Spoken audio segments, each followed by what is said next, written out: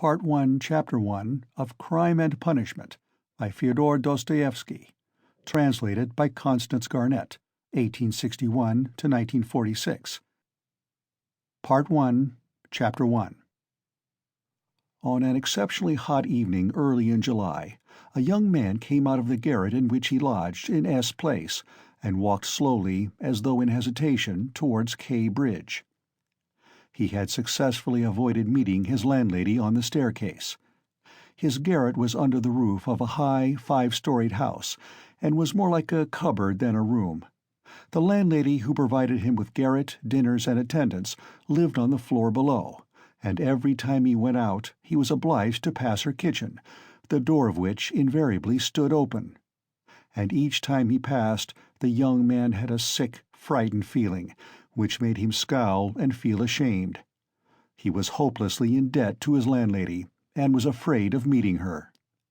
This was not because he was cowardly and abject, quite the contrary, but for some time past he had been in an overstrained, irritable condition, verging on hypochondria.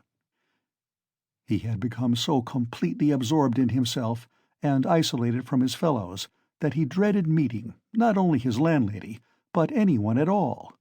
He was crushed by poverty, but the anxieties of his position had of late ceased to weigh upon him.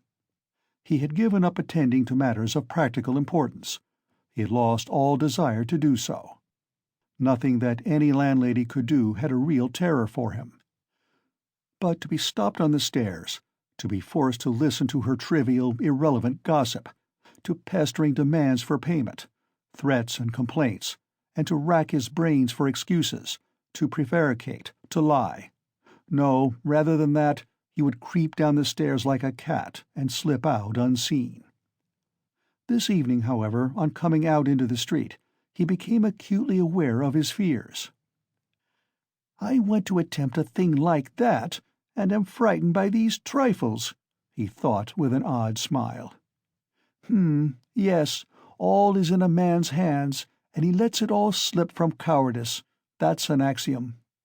It would be interesting to know what it is men are most afraid of. Taking a new step, uttering a new word is what they fear most. But I am talking too much. It's because I chatter that I do nothing. Or perhaps it is that I chatter because I do nothing. I've learned to chatter this last month, lying for days together in my den thinking of Jack the Giant Killer. Why am I going there now? Am I capable of that? Is that serious? It is not serious at all. It's simply a fantasy to amuse myself, a plaything. Yes, maybe it is a plaything. The heat in the street was terrible, and the airlessness, the bustle and the plaster, scaffolding, bricks and dust all about him, and that special Petersburg stench, so familiar to all who are unable to get out of town in summer, all worked painfully upon the young man's already overwrought nerves. The insufferable stench from the pothouses, which are particularly numerous in that part of the town, and the drunken men whom he met continually, although it was a working day, completed the revolting misery of the picture. An expression of the profoundest disgust gleamed for a moment in the young man's refined face. He was, by the way, exceptionally handsome, above the average in height, slim, well-built, with beautiful dark eyes and dark brown hair. Soon he sank into deep thought, or more accurately speaking, into a complete blankness of mind. He walked along, not observing what was about him, and not caring to observe it. From time to time he would mutter something, from the habit of talking to himself, to which he had just confessed. At these moments he would become conscious that his ideas were sometimes in a tangle, and that he was very weak. For 2 days he had scarcely tasted food. He was so badly dressed that even a man accustomed to shabbiness would have been ashamed to be seen in the street in such rags. In that quarter of the town, however, scarcely any shortcoming in dress would have created surprise.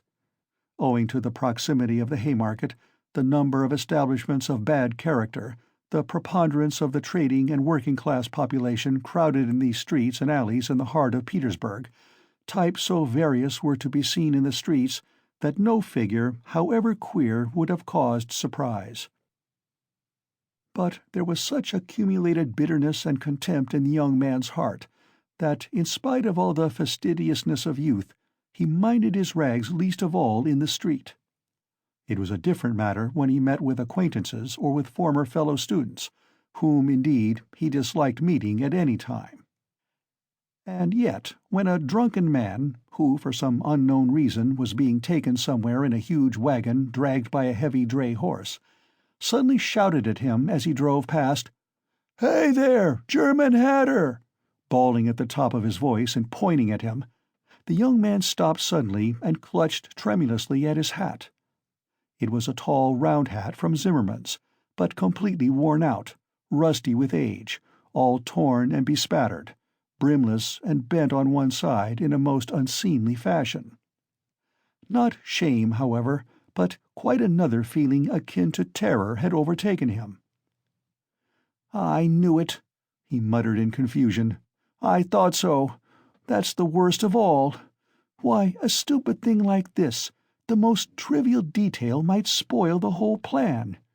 Yes, my hat is too noticeable. It looks absurd, and that makes it noticeable. With my rags I ought to wear a cap, any sort of old pancake, but not this grotesque thing. Nobody wears such a hat. It would be noticed a mile off.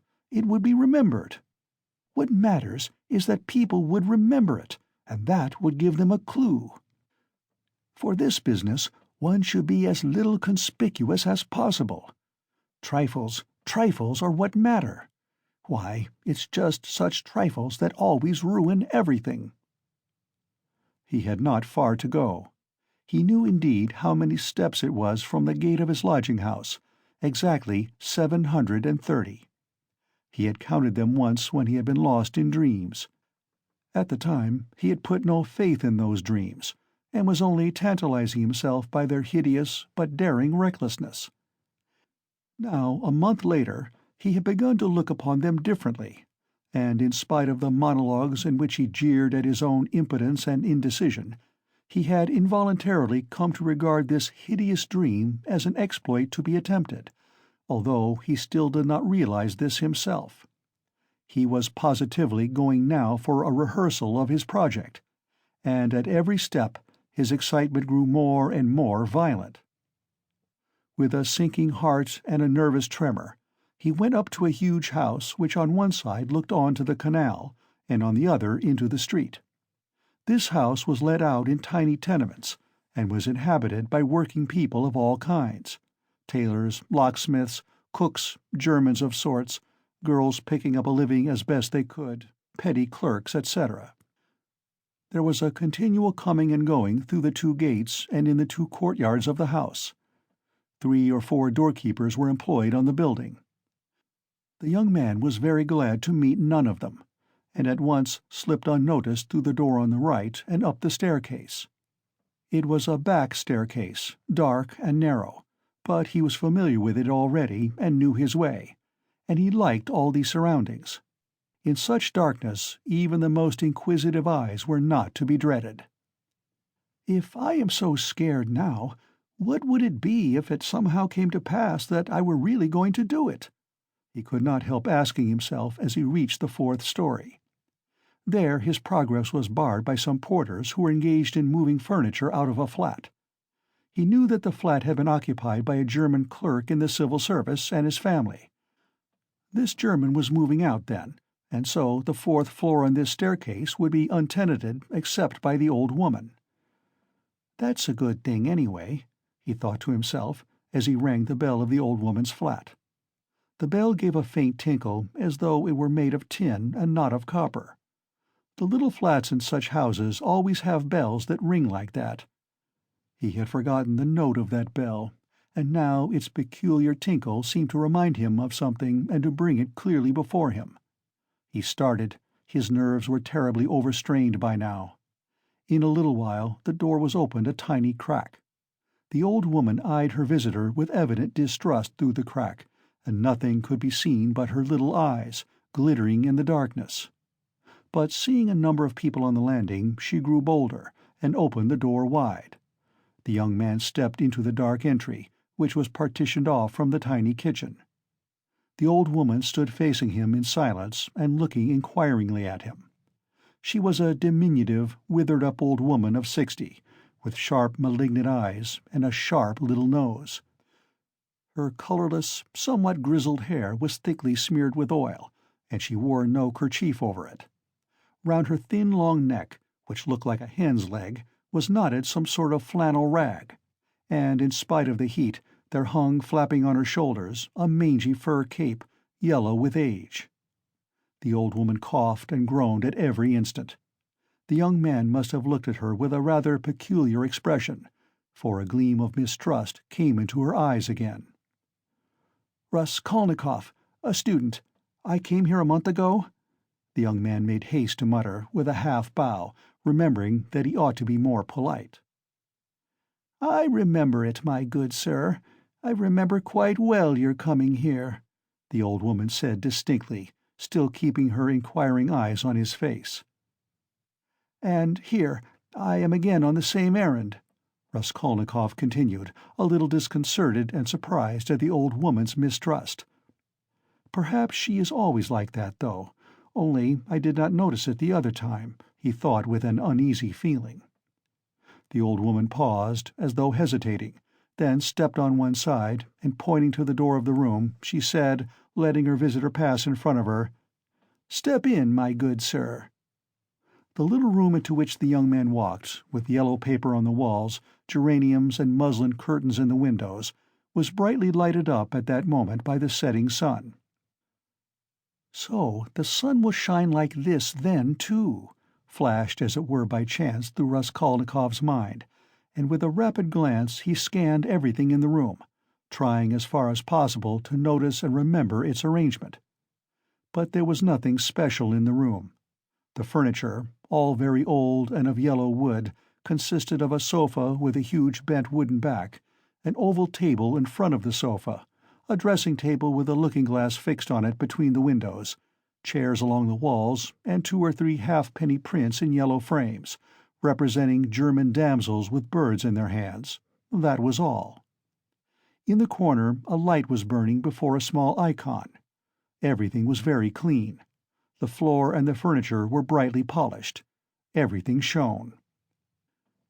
"Lizaveta's work," thought the young man. There was not a speck of dust to be seen in the whole flat. It's in the houses of spiteful old widows that one finds such cleanliness, Raskolnikov thought again, and he stole a curious glance at the cotton curtain over the door leading into another tiny room, in which stood the old woman's bed and chest of drawers, and into which he had never looked before. These 2 rooms made up the whole flat. "What do you want?" the old woman said severely, coming into the room and, as before, standing in front of him so as to look him straight in the face. "I've brought something to pawn here," and he drew out of his pocket an old-fashioned flat silver watch, on the back of which was engraved a globe. The chain was of steel. "But the time is up for your last pledge. The month was up the day before yesterday." "I will bring you the interest for another month. Wait a little." "But that's for me to do as I please, my good sir, to wait or to sell your pledge at once." "How much will you give me for the watch, Alyona Ivanovna?" "You come with such trifles, my good sir. It's scarcely worth anything. I gave you 2 roubles last time for your ring, and one could buy it quite new at a jeweler's for 1.5 roubles. "Give me 4 roubles for it. I shall redeem it. It was my father's. I shall be getting some money soon." 1.5 roubles, and interest in advance, if you like." 1.5 roubles, cried the young man. "Please yourself." And the old woman handed him back the watch.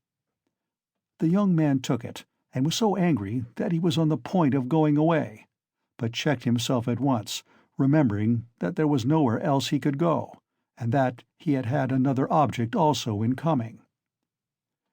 "Hand it over," he said roughly. The old woman fumbled in her pocket for her keys, and disappeared behind the curtain into the other room. The young man, left standing alone in the middle of the room, listened inquisitively, thinking. He could hear her unlocking the chest of drawers. "It must be the top drawer," he reflected. "So she carries the keys in a pocket on the right, all in one bunch on a steel ring. And there's one key there, 3 times as big as all the others, with deep notches. That can't be the key of the chest of drawers. Then there must be some other chest or strong box. That's worth knowing.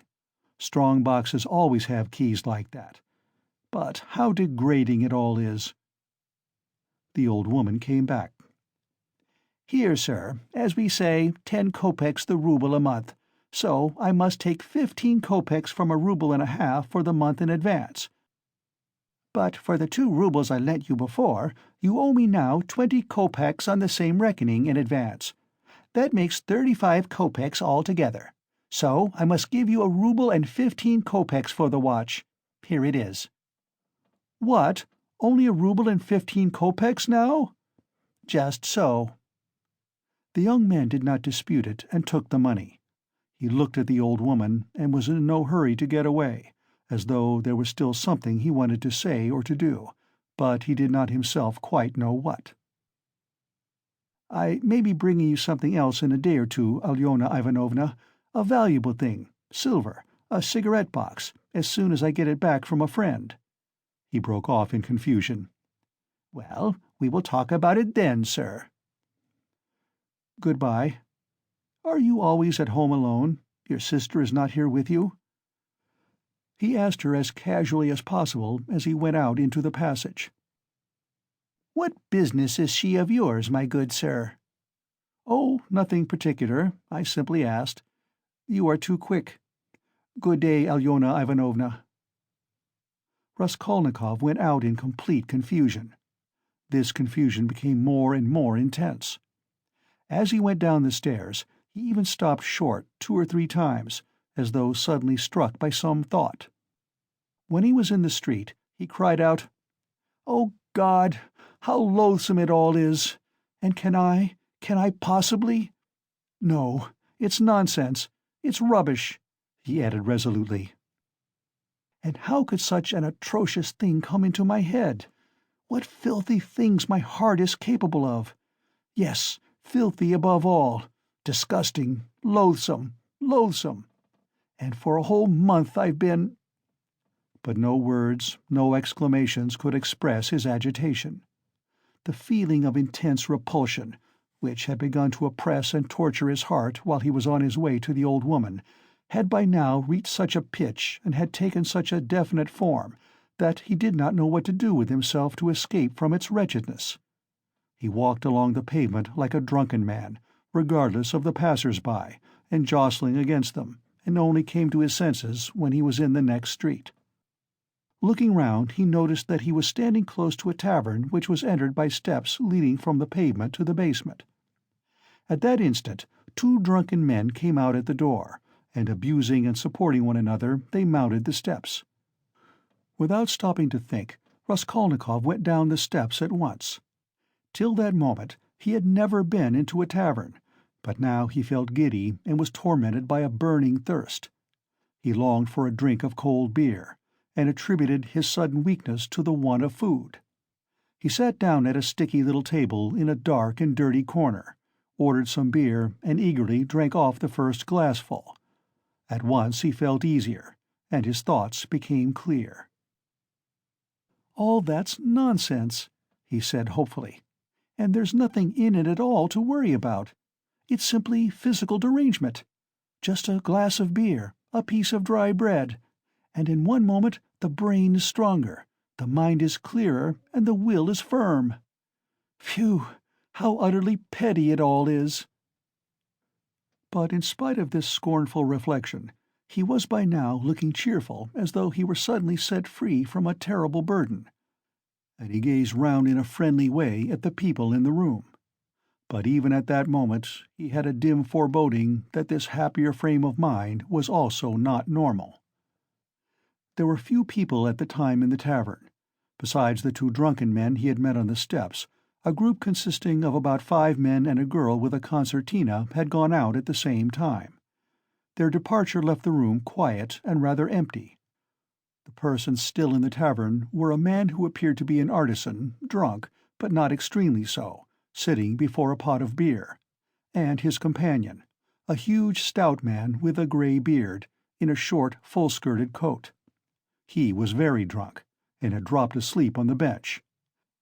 Every now and then he began as though in his sleep, cracking his fingers, with his arms wide apart and the upper part of his body bounding about on the bench, while he hummed some meaningless refrain, trying to recall some such lines as these: "His wife a year he fondly loved, his wife a year he fondly loved," or suddenly waking up again, "Walking along the crowded row, he met the one he used to know." But no one shared his enjoyment. His silent companion looked with positive hostility and mistrust at all these manifestations. There was another man in the room who looked somewhat like a retired government clerk. He was sitting apart, now and then sipping from his pot and looking round at the company. He, too, appeared to be in some agitation. End of Part 1, Chapter 1. Part 1, Chapter 2. Years and self-approval. You've been a student or have attended some learned institution. But allow me. He got up, staggered, took up his jug and glass, and sat down beside the young man, facing him a little sideways. He was drunk, but spoke fluently and boldly, only occasionally losing the thread of his sentences and drawling his words. He pounced upon Raskolnikov as greedily as though he too had not spoken to a soul for a month. "Honored sir," he began, almost with solemnity, "poverty is not a vice. That's a true saying. Yet I know, too, that drunkenness is not a virtue, and that that's even truer. But beggary, honored sir, beggary is a vice. In poverty you may still retain your innate nobility of soul, but in beggary, never, no one. For beggary a man is not chased out of human society with a stick. He is swept out with a broom, so as to make it as humiliating as possible.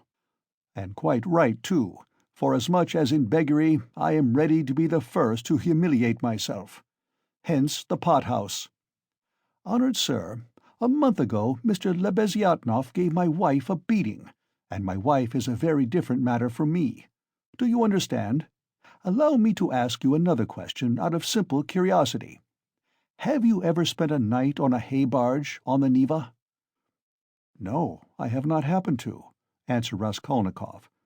"What do you mean?" "Well, I've just come from one, and it's the 5th night I've slept so." He filled his glass, emptied it, and paused. Bits of hay were in fact clinging to his clothes and sticking to his hair. It seemed quite probable that he had not undressed or washed for the last 5 days. His hands, particularly, were filthy. They were fat and red, with black nails. His conversation seemed to excite a general though languid interest. The boys at the counter fell to sniggering. The innkeeper came down from the upper room, apparently on purpose to listen to the funny fellow, and sat down at a little distance, yawning lazily, but with dignity. Evidently Marmeladov was a familiar figure here, and he had most likely acquired his weakness for high-flown speeches from the habit of frequently entering into conversation with strangers of all sorts in the tavern. This habit develops into a necessity in some drunkards, and especially in those who are looked after sharply and kept in order at home. Hence, in the company of other drinkers, they try to justify themselves and even, if possible, obtain consideration. "Funny fellow," pronounced the innkeeper. "And why don't you work? Why aren't you at your duty, if you are in the service?" "Why am I not at my duty, honored sir?" Marmeladov went on, addressing himself exclusively to Raskolnikov, as though it had been he who put that question to him.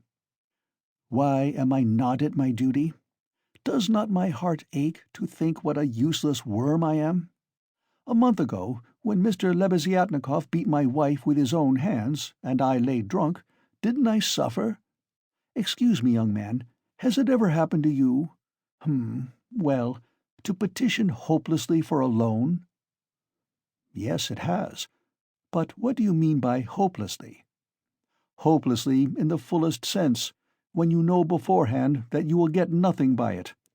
You know, for instance, beforehand with positive certainty that this man, this most reputable and exemplary citizen, will on no consideration give you money. And indeed, I ask you, why should he? For he knows, of course, that I shan't pay it back. From compassion? But Mr. Lebeziatnikov, who keeps up with modern ideas, explained the other day that compassion is forbidden nowadays by science itself, and that that's what is done now in England, where there is political economy. Why, I ask you, should he give it to me? And yet, though I know beforehand that he won't, I set off to him, and— "Why do you go?" put in Raskolnikov. "Well, when one has no one, nowhere else one can go. For every man must have somewhere to go, since there are times when one absolutely must go somewhere. When my own daughter first went out with a yellow ticket, then I had to go, for my daughter has a yellow passport," he added in parentheses, looking with a certain uneasiness at the young man. "No matter, sir, no matter," he went on hurriedly and with apparent composure when both the boys at the counter guffawed, and even the innkeeper smiled. "No matter, I am not confounded by the wagging of their heads, for everyone knows everything about it already, and all that is secret is made open. And I accept it all, not with contempt, but with humility. So be it, so be it. Behold the man. Excuse me, young man, can you— not to put it more strongly and more distinctly, not can you, but dare you, looking upon me, assert that I am not a pig?" The young man did not answer a word. "Well," the orator began again stolidly and with even increased dignity, after waiting for the laughter in the room to subside. "Well, so be it. I am a pig. But she is a lady.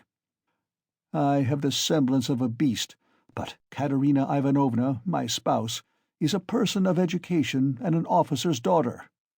Granted, I am a scoundrel, but she is a woman of a noble heart, full of sentiments, refined by education. And yet, oh, if only she felt for me! Honored sir, you know every man ought to have at least one place where people feel for him. But Katerina Ivanovna, though she is magnanimous, she is unjust. And yet, although I realize that when she pulls my hair she only does it out of pity, for I repeat without being ashamed, she pulls my hair, young man," he declared with redoubled dignity, hearing the sniggering again. "But, by God, if she would but once— But no, it's all in vain, and it's no use talking, for more than once my wish did come true, and more than once she has felt for me, but such is my fate, and I am a beast by nature." "Rather," assented the innkeeper, yawning. Marmeladov struck his fist resolutely on the table. "Such is my fate. Do you know, sir, I have sold her very stockings for drink? Not her shoes, that would be more or less in the order of things, but her stockings I have sold for drink. Her mohair shawl I sold for drink, a present to her long ago, her own property, not mine. And we live in a cold room, and she caught cold this winter, and has begun coughing and spitting blood too. We have 3 little children, and Katerina Ivanovna is at work from morning till night. She is scrubbing and cleaning and washing the children, for she's been used to cleanliness from a child.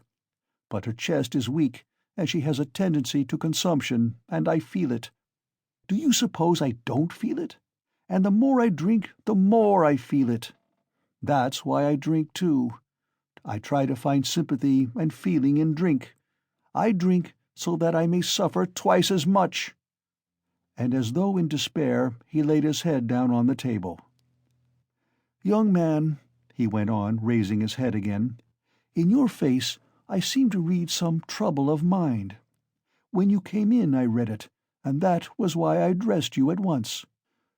For in unfolding to you the story of my life, I do not wish to make myself a laughing-stock before these idle listeners, who indeed know all about it already. But I am looking for a man of feeling and education. Know then that my wife was educated in a high-class school for the daughters of noblemen, and on leaving she danced the shawl dance before the governor and other personages, for which she was presented with a gold medal and a certificate of merit. The medal, well, the medal of course was sold, long ago, but the certificate of merit is in her trunk still, and not long ago she showed it to our landlady. And, although she is most continually on bad terms with the landlady, yet she wanted to tell someone or other of her past honors and of the happy days that are gone. I don't condemn her for it, I don't blame her, for the one thing left her is recollection of the past, and all the rest is dust and ashes. Yes, yes, she is a lady of spirit, proud and determined. She scrubs the floors herself and has nothing but black bread to eat, but won't allow herself to be treated with disrespect. That's why she would not overlook Mr. Lebeziatnikov's rudeness to her, and so when he gave her a beating for it, she took to her bed more from the hurt to her feelings than from the blows. She was a widow when I married her, with 3 children, one smaller than the other. She married her first husband, an infantry officer, for love, and ran away with him from her father's house. She was exceedingly fond of her husband, but he gave way to cards, got into trouble, and with that he died. He used to beat her at the end, and although she paid him back, of which I have authentic documentary evidence, to this day she speaks of him with tears, and she throws him up to me. And I am glad that, though only in imagination, she should think of herself as having once been happy. And she was left at his death with 3 children in a wild and remote district where I happened to be at the time. And she was left in such hopeless poverty that, although I have seen many ups and downs of all sort, I don't feel equal to describing it even. Her relations had all thrown her off. And she was proud, too, excessively proud. And then, honored sir, and then, I, being at the time a widower, with a daughter of 14 left me by my first wife, offered her my hand, for I could not bear the sight of such suffering. You can judge the extremity of her calamities, that she, a woman of education and culture and distinguished family, should have consented to be my wife. But she did. Weeping and sobbing and wringing her hands, she married me. For she had nowhere to turn. Do you understand, sir? Do you understand what it means when you have absolutely nowhere to turn? No, that you don't understand yet. And for a whole year I performed my duties conscientiously and faithfully, and did not touch this. He tapped the jug with his finger. For I have feelings. But even so, I could not please her. And then I lost my place, too, and that through no fault of mine, but through the changes in the office. And then I did touch it. It will be a year and a half ago soon since we found ourselves at last, after many wanderings and numerous calamities, in this magnificent capital, adorned with innumerable monuments. Here I obtained a situation. I obtained it, and I lost it again. Do you understand?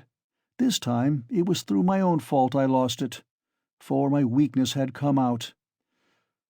We have now part of a room at Amalia Fyodorovna Lipovech's, and what we live upon and what we pay our rent with, I could not say. There are a lot of people living there besides ourselves. Dirt and disorder, a perfect bedlam. Yes. And meanwhile, my daughter by my first wife has grown up. And what my daughter has had to put up with from her stepmother whilst she was growing up, I won't speak of. For, though Katerina Ivanovna is full of generous feelings, she is a spirited lady, irritable and short-tempered. Yes, but it's no use going over that. Sonia, as you may well fancy, has had no education.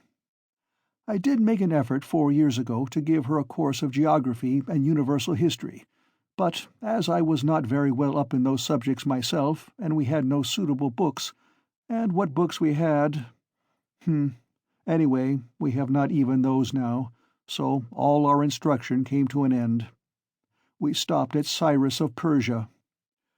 Since she has attained years of maturity, she has read other books of romantic tendency, and of late she had read with great interest a book she got through Mr. Lebeziatnikov, Low's Physiology, do you know it? And even recounted extracts from it to us. And that's the whole of her education. And now may I venture to address you, honoured sir, on my own account with a private question? Do you suppose that a respectable poor girl can earn much by honest work? Not 15 farthings a day can she earn, if she is respectable and has no special talent, and that without putting her work down for an instant. And what's more, Ivan Ivanitch Klopstock, the civil councillor, have you heard of him, has not to this day paid her for the half-dozen linen shirts she made him, and drove her roughly away, stamping and reviling her, on the pretext that the shirt-collars were not made like the pattern, and were put in askew. And there are the little ones hungry. And Katerina Ivanovna walking up and down and wringing her hands, her cheeks flushed red, as they always are in that disease. "Here you live with us," says she. "You eat and drink and are kept warm, and you do nothing to help." And much she gets to eat and drink when there is not a crust for the little ones for 3 days. I was lying at the time. Well, what of it? I was lying drunk, and I heard my Sonia speaking. She is a gentle creature with a soft little voice, fair hair, and such a pale, thin little face. She said, "Katerina Ivanovna, am I really to do a thing like that?" And Darya Frantsovna, a woman of evil character and very well known to the police, had 2 or 3 times tried to get at her through the landlady. "And why not?" said Katerina Ivanovna with a jeer. "You are something mighty precious to be so careful of." But don't blame her, honoured sir, don't blame her. She was not herself when she spoke, but driven to distraction by her illness and the crying of the hungry children. And it is said more to wound her than anything else. For that's Katerina Ivanovna's character, and when children cry, even from hunger, she falls to beating them at once. At 6 o'clock I saw Sonia get up, put on her kerchief and her cape, and go out of the room, and about 9 o'clock she came back. She walked straight up to Katerina Ivanovna, and she laid 30 roubles on the table before her in silence. She did not utter a word. She did not even look at her. She simply picked up our big green drop-de-dam shawl — we have a shawl made of drop-de-dam — put it over her head and face, and lay down on the bed with her face to the wall. Only her little shoulders and her body kept shuddering. And I went on lying there, just as before. And then I saw, young man, I saw Katerina Ivanovna, in the same silence, go up to Sonia's little bed. She was on her knees all the evening kissing Sonia's feet, and would not get up. And then they both fell asleep in each other's arms. Together, together. Yes, and I lay drunk.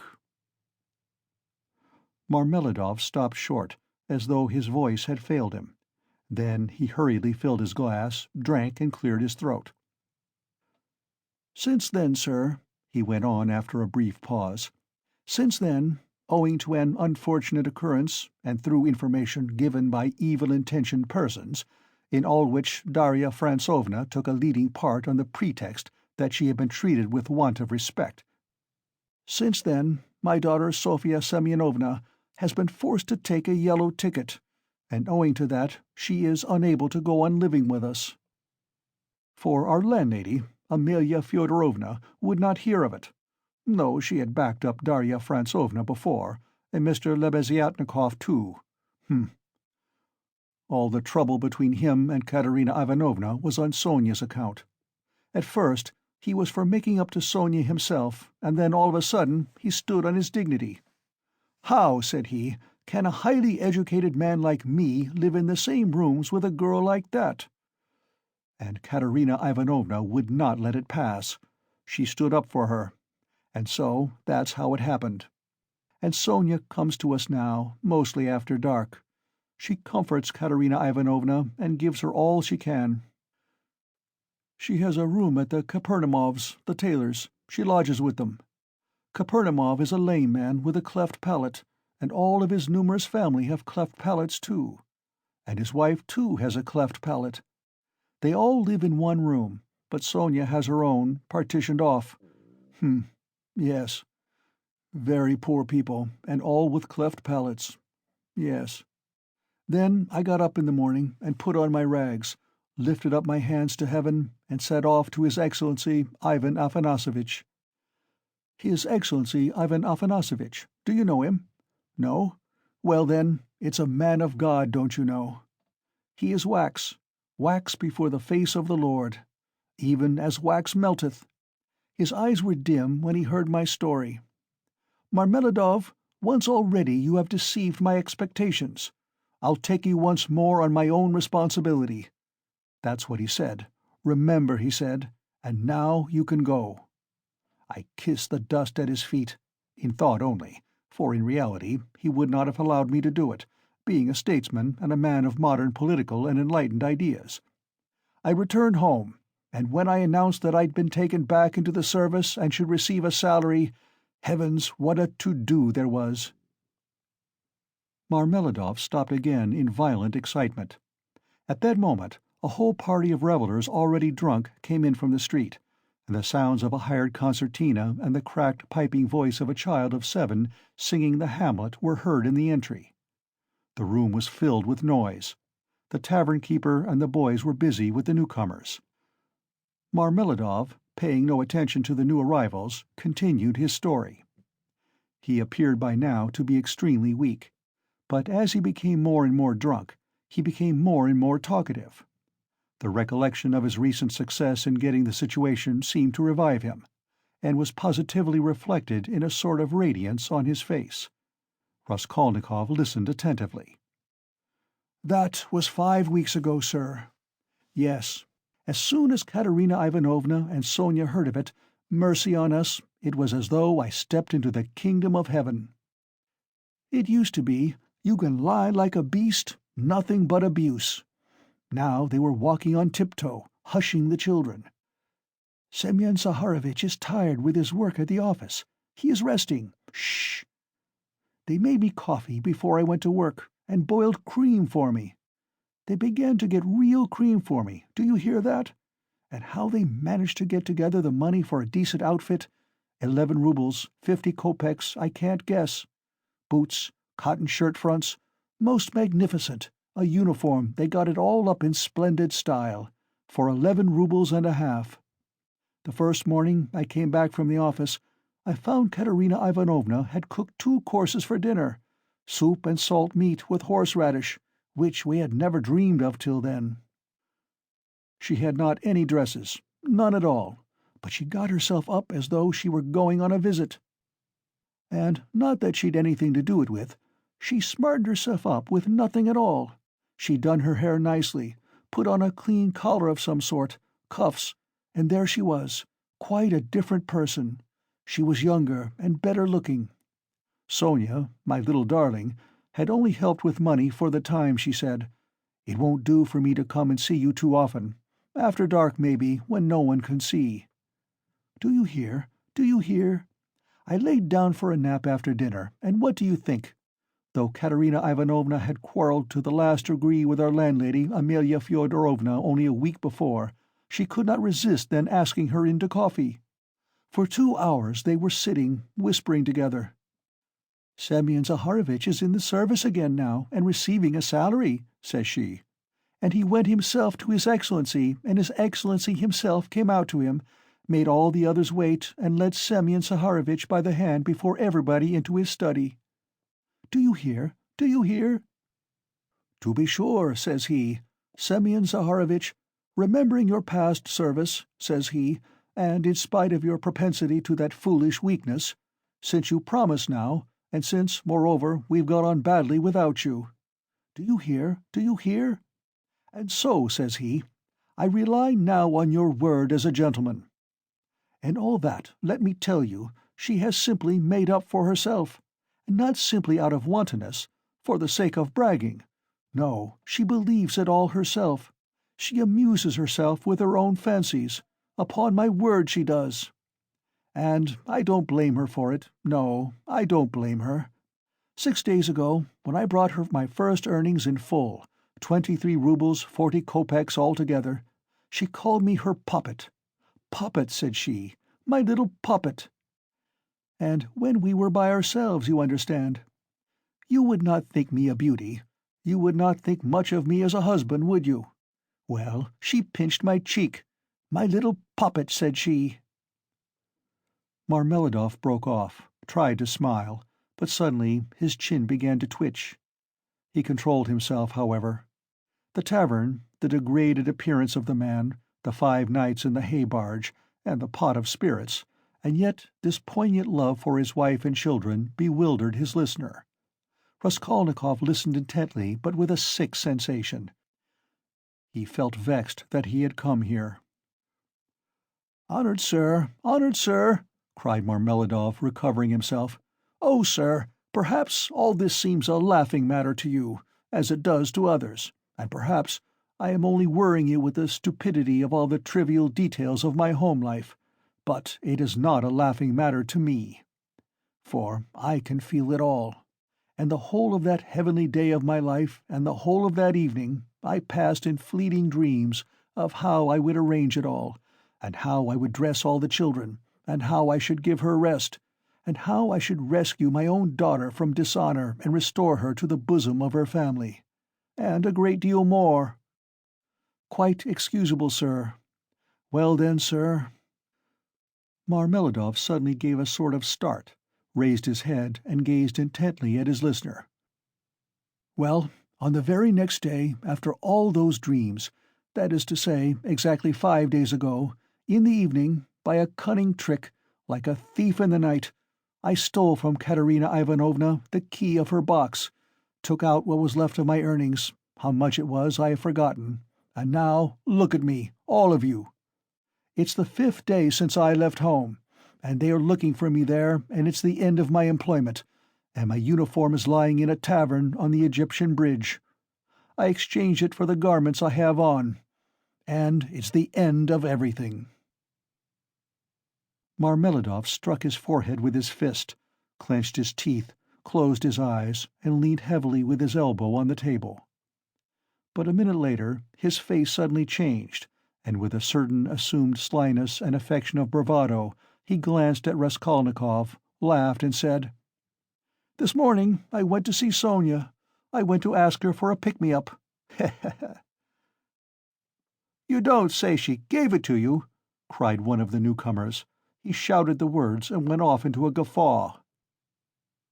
"This very quart was bought with her money," Marmeladov declared, addressing himself exclusively to Raskolnikov. 30 kopecks she gave me with her own hands, her last, all she had, as I saw. She said nothing. She only looked at me without a word. Not on earth, but up yonder. They grieve over men, they weep, but they don't blame them. They don't blame them. But it hurts more when they don't blame. 30 kopecks, yes, and maybe she needs them now, eh? What do you think, my dear sir? For now she's got to keep up her appearance. It costs money, that smartness, that special smartness, you know. Do you understand? And there's pomatum, too, you see. She must have things. Petticoats, starched ones, shoes, too, real jaunty ones to show off her foot when she has to step over a puddle. Do you understand, sir? Do you understand what all that smartness means? And here I, her own father, here I took 30 kopecks of that money for a drink. And I am drinking it, and I have already drunk it. Come, who will have pity on a man like me, eh? Are you sorry for me, sir, or not? Tell me, sir, are you sorry or not? Heh. He would have filled his glass, but there was no drink left. The pot was empty. "What are you to be pitied for?" shouted the tavern-keeper, who was again near them. Shouts of laughter and even oaths followed. The laughter and the oaths came from those who were listening, and also from those who had heard nothing, but were simply looking at the figure of the discharged government clerk. "To be pitied! Why am I to be pitied? Marmeladov suddenly declaimed, standing up with his arm outstretched, as though he had been only waiting for that question. "Why am I to be pitied, you say? Yes, there's nothing to pity me for. I ought to be crucified, crucified on a cross, not pitied. Crucify me, O Judge, crucify me, but pity me. And then I will go of myself to be crucified, for it's not merrymaking I seek, but tears and tribulation. Do you suppose, you that sell, that this pint of yours has been sweet to me? It was tribulation I sought at the bottom of it, tears and tribulation, and have found it, and I have tasted it. But he will pity us who has pity on all men, who has understood all men and all things. He is the one, he too is the judge.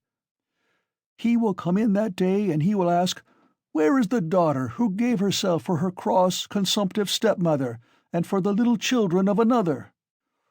Where is the daughter who had pity upon the filthy drunkard, her earthly father, undismayed by his beastliness?' And he will say, 'Come to me. I have already forgiven thee once. I have forgiven thee once. Thy sins, which are many, are forgiven thee, for thou hast loved much.' And he will forgive my Sonia, he will forgive, I know it. I felt it in my heart when I was with her just now. And he will judge and will forgive all, the good and the evil, the wise and the meek. And when he has done with all of them, then he will summon us. 'You too come forth,' he will say. 'Come forth, ye drunkards! Come forth, ye weak ones! Come forth, ye children of shame!' And we shall all come forth, without shame, and shall stand before him. And he will say unto us, 'Ye are swine, made in the image of the beast, and with his mark.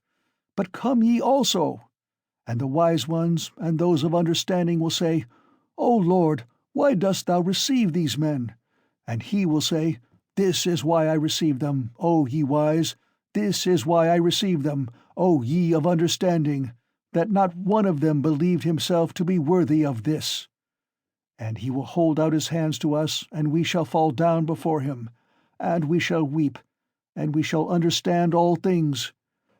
Then we shall understand all, and all will understand, Katerina Ivanovna even, she will understand.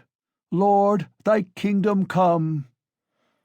And he sank down on the bench exhausted and helpless, looking at no one, apparently oblivious of his surroundings, and plunged in deep thought. His words had created a certain impression. There was a moment of silence, but soon laughter and oaths were heard again. "That's his notion. Talked himself silly. A fine clerk he is," and so on, and so on. "Let us go, sir," said Marmeladov all at once, raising his head and addressing Raskolnikov. "Come along with me. Kozel's house, looking out into the yard. I'm going to Katerina Ivanovna. Time I did." Raskolnikov had for some time been wanting to go, and he had meant to help him. Marmeladov was much unsteadier on his legs than in his speech, and leaned heavily on the young man. They had 200 or 300 paces to go. The drunken man was more and more overcome by dismay and confusion as they drew nearer the house. "It's not Katerina Ivanovna I'm afraid of now," he muttered in agitation, "and that she will begin pulling my hair. What does my hair matter? Bother my hair! That's what I say. Indeed, it will be better if she does begin pulling it. That's not what I'm afraid of.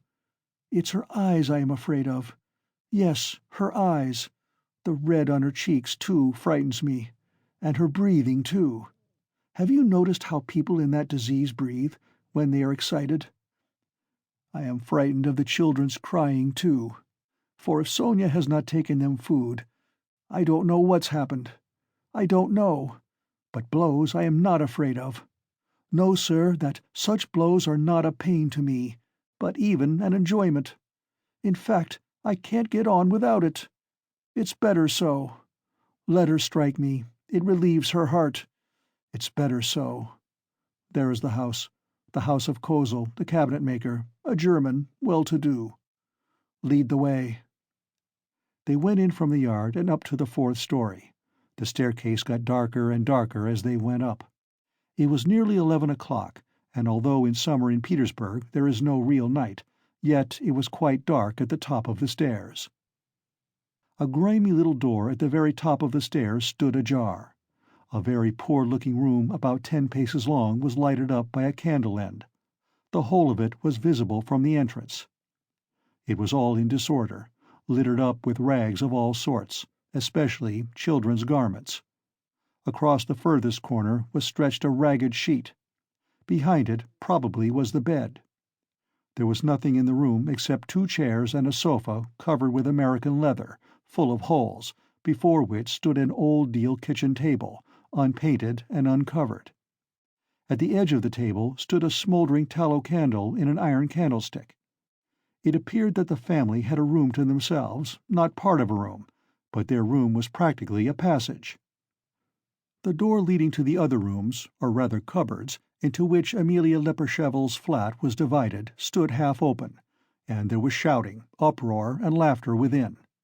People seemed to be playing cards and drinking tea there.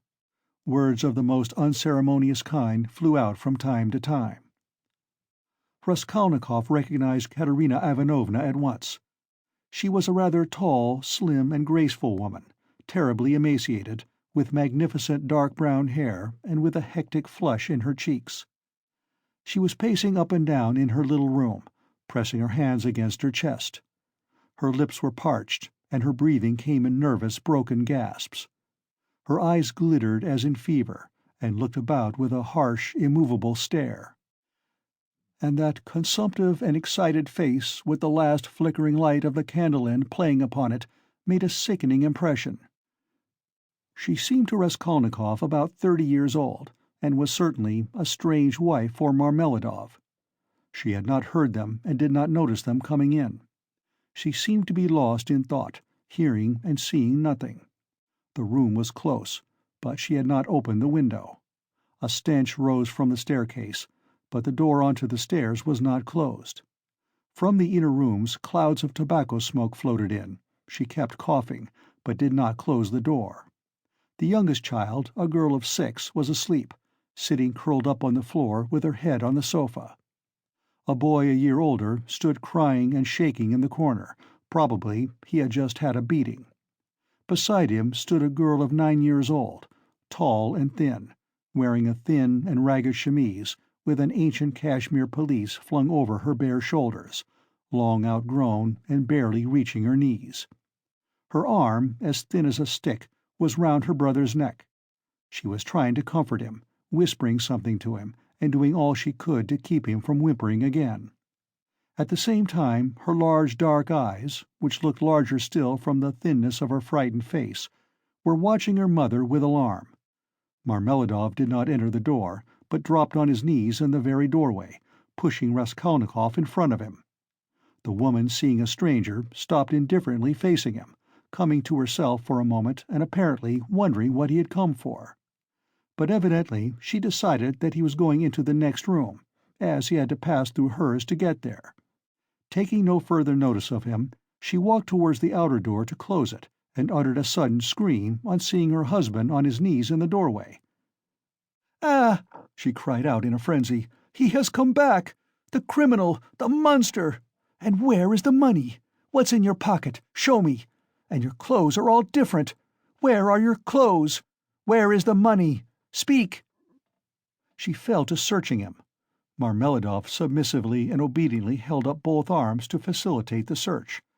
Not a farthing was there. "Where is the money?" she cried. "Mercy on us! Can he have drunk it all? There were 12 silver roubles left in the chest." And in a fury she seized him by the hair and dragged him into the room. Marmeladov seconded her efforts by meekly crawling along on his knees. "And this is a consolation to me. This does not hurt me, but is a positive consolation, honored sir," he called out, shaken to and fro by his hair, and even once striking the ground with his forehead. The child asleep on the floor woke up and began to cry. The boy in the corner, losing all control, began trembling and screaming and rushing to his sister in violent terror, almost in a fit. The eldest girl was shaking like a leaf. "He's drunk it! He's drunk it all!" the poor woman screamed in despair. "And his clothes are gone! And they're hungry! Hungry!" And wringing her hands, she pointed to the children. "Oh, accursed life! And you, are you not ashamed?" She pounced all at once upon Raskolnikov. "From the tavern! Have you been drinking with him? Have you been drinking with him, too? Go away!" The young man was hastening away without uttering a word. The inner door was thrown wide open, and inquisitive faces were peering in at it. Coarse laughing faces with pipes and cigarettes and heads wearing caps thrust themselves in at the doorway. Further in could be seen figures in dressing gowns flung open, in costumes of unseemly scantiness, some of them with cards in their hands. They were particularly diverted when Marmeladov, dragged about by his hair, shouted that it was a consolation to him. They even began to come into the room. At last a sinister shrill outcry was heard.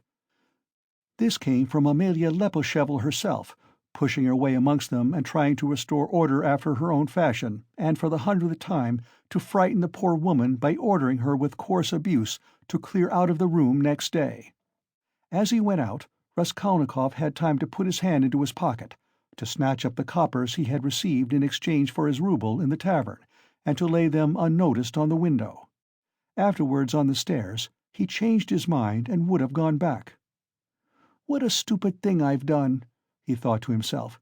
"They have Sonia, and I want it myself." But reflecting that it would be impossible to take it back now, and that in any case he would not have taken it, he dismissed it with a wave of his hand and went back to his lodging. "Sonia wants pomatum too," he said as he walked along the street, and he laughed malignantly. "And such smartness costs money. And maybe Sonia herself will be bankrupt today, for there is always a risk, hunting big game, digging for gold. Then they would all be without a crust tomorrow except for my money. Hurrah for Sonia! What a mine they've dug there! And they're making the best of it. Yes, they are making the most of it. They've wept over it and grown used to it. Man grows used to everything, the scoundrel." He sank into thought. "And what if I am wrong?" he cried suddenly, after a moment's thought. "What if man is not really a scoundrel? Man in general, I mean, the whole race of mankind. Then all the rest is prejudice, simply artificial terrors, and there are no barriers, and it's all as it should be." End of Part 1, Chapter 2. Part 1, Chapter 3. He waked up late next day after a broken sleep. But his sleep had not refreshed him. He waked up bilious, irritable, ill-tempered, and looked with hatred at his room. It was a tiny cupboard of a room about 6 paces in length. It had a poverty-stricken appearance, with its dusty yellow paper peeling off the walls, and it was so low-pitched that a man of more than average height was ill at ease in it and felt every moment that he would knock his head against the ceiling. The furniture was in keeping with the room. There were 3 old chairs, rather rickety, a painted table in the corner on which lay a few manuscripts and books. The dust that lay thick upon them showed that they had been long untouched. A big clumsy sofa occupied almost the whole of one wall and half the floor space of the room. It was once covered with chintz, but was now in rags and served Raskolnikov as a bed. Often he went to sleep on it, as he was, without undressing, without sheets, wrapped in his old student's overcoat, with his head on one little pillow, under which he heaped up all the linen he had, clean and dirty, by way of a bolster. A little table stood in front of the sofa. It would have been difficult to sink to a lower ebb of disorder, but to Raskolnikov in his present state of mind this was positively agreeable. He had got completely away from everyone, like a tortoise in its shell, and even the sight of a servant girl who had to wait upon him and look sometimes into his room made him writhe with nervous irritation. He was in the condition that overtakes some monomaniacs entirely concentrated upon one thing. His landlady had for the last fortnight given up sending him in meals, and he had not yet thought of expostulating with her, though he went without his dinner. Nastasia, the cook and only servant, was rather pleased at the lodger's mood, and had entirely given up sweeping and doing his room. Only once a week or so she would stray into his room with a broom. She waked him up that day. "Get up! Why are you asleep?" she called to him. "It's past 9. I have brought you some tea. Will you have a cup? I should think you're fairly starving." Raskolnikov opened his eyes, started, and recognized Nastasia. "From the landlady, eh?" he asked, slowly and with a sickly face, sitting up on the sofa. "From the landlady, indeed." She set before him her own cracked teapot full of weak and stale tea, and laid 2 yellow lumps of sugar by the side of it. "Here, Nastasia, take it, please," he said, fumbling in his pocket, for he had slept in his clothes, and taking out a handful of coppers. "Run and buy me a loaf, and get me a little sausage, the cheapest at the pork butcher's." "The loaf I'll fetch you this very minute, but wouldn't you rather have some cabbage soup instead of sausage? It's capital soup, yesterday's. I saved it for you yesterday, but you came in late. It's fine soup." When the soup had been brought, and he had begun upon it, Nastasia sat down beside him on the sofa and began chatting. She was a country peasant woman, and a very talkative one. "Praskovya Pavlovna means to complain to the police about you," she said. He scowled. "To the police? What does she want?" "You don't pay her money, and you won't turn out of the room. That's what she wants, to be sure." "The devil, that's the last straw," he muttered, grinding his teeth. "No, that would not suit me, just now. She is a fool," he added aloud. "I'll go and talk to her today." "Fool she is, and no mistake, just as I am. But why, if you are so clever, do you lie here like a sack and have nothing to show for it? One time you used to go out, you say, to teach children. But why is it you do nothing now?" "I am doing—" Raskolnikov began sullenly and reluctantly. "What are you doing?" "Work." "What sort of work?" "I am thinking," he answered seriously, after a pause. Nastasia was overcome with a fit of laughter. She was given to laughter, and when anything amused her, she laughed inaudibly, quivering and shaking all over till she felt ill.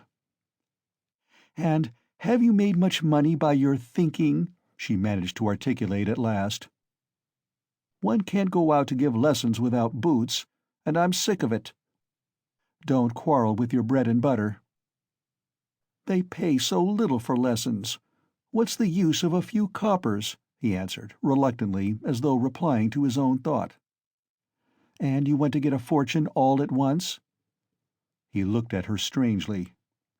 "Yes, I want a fortune," he answered firmly, after a brief pause.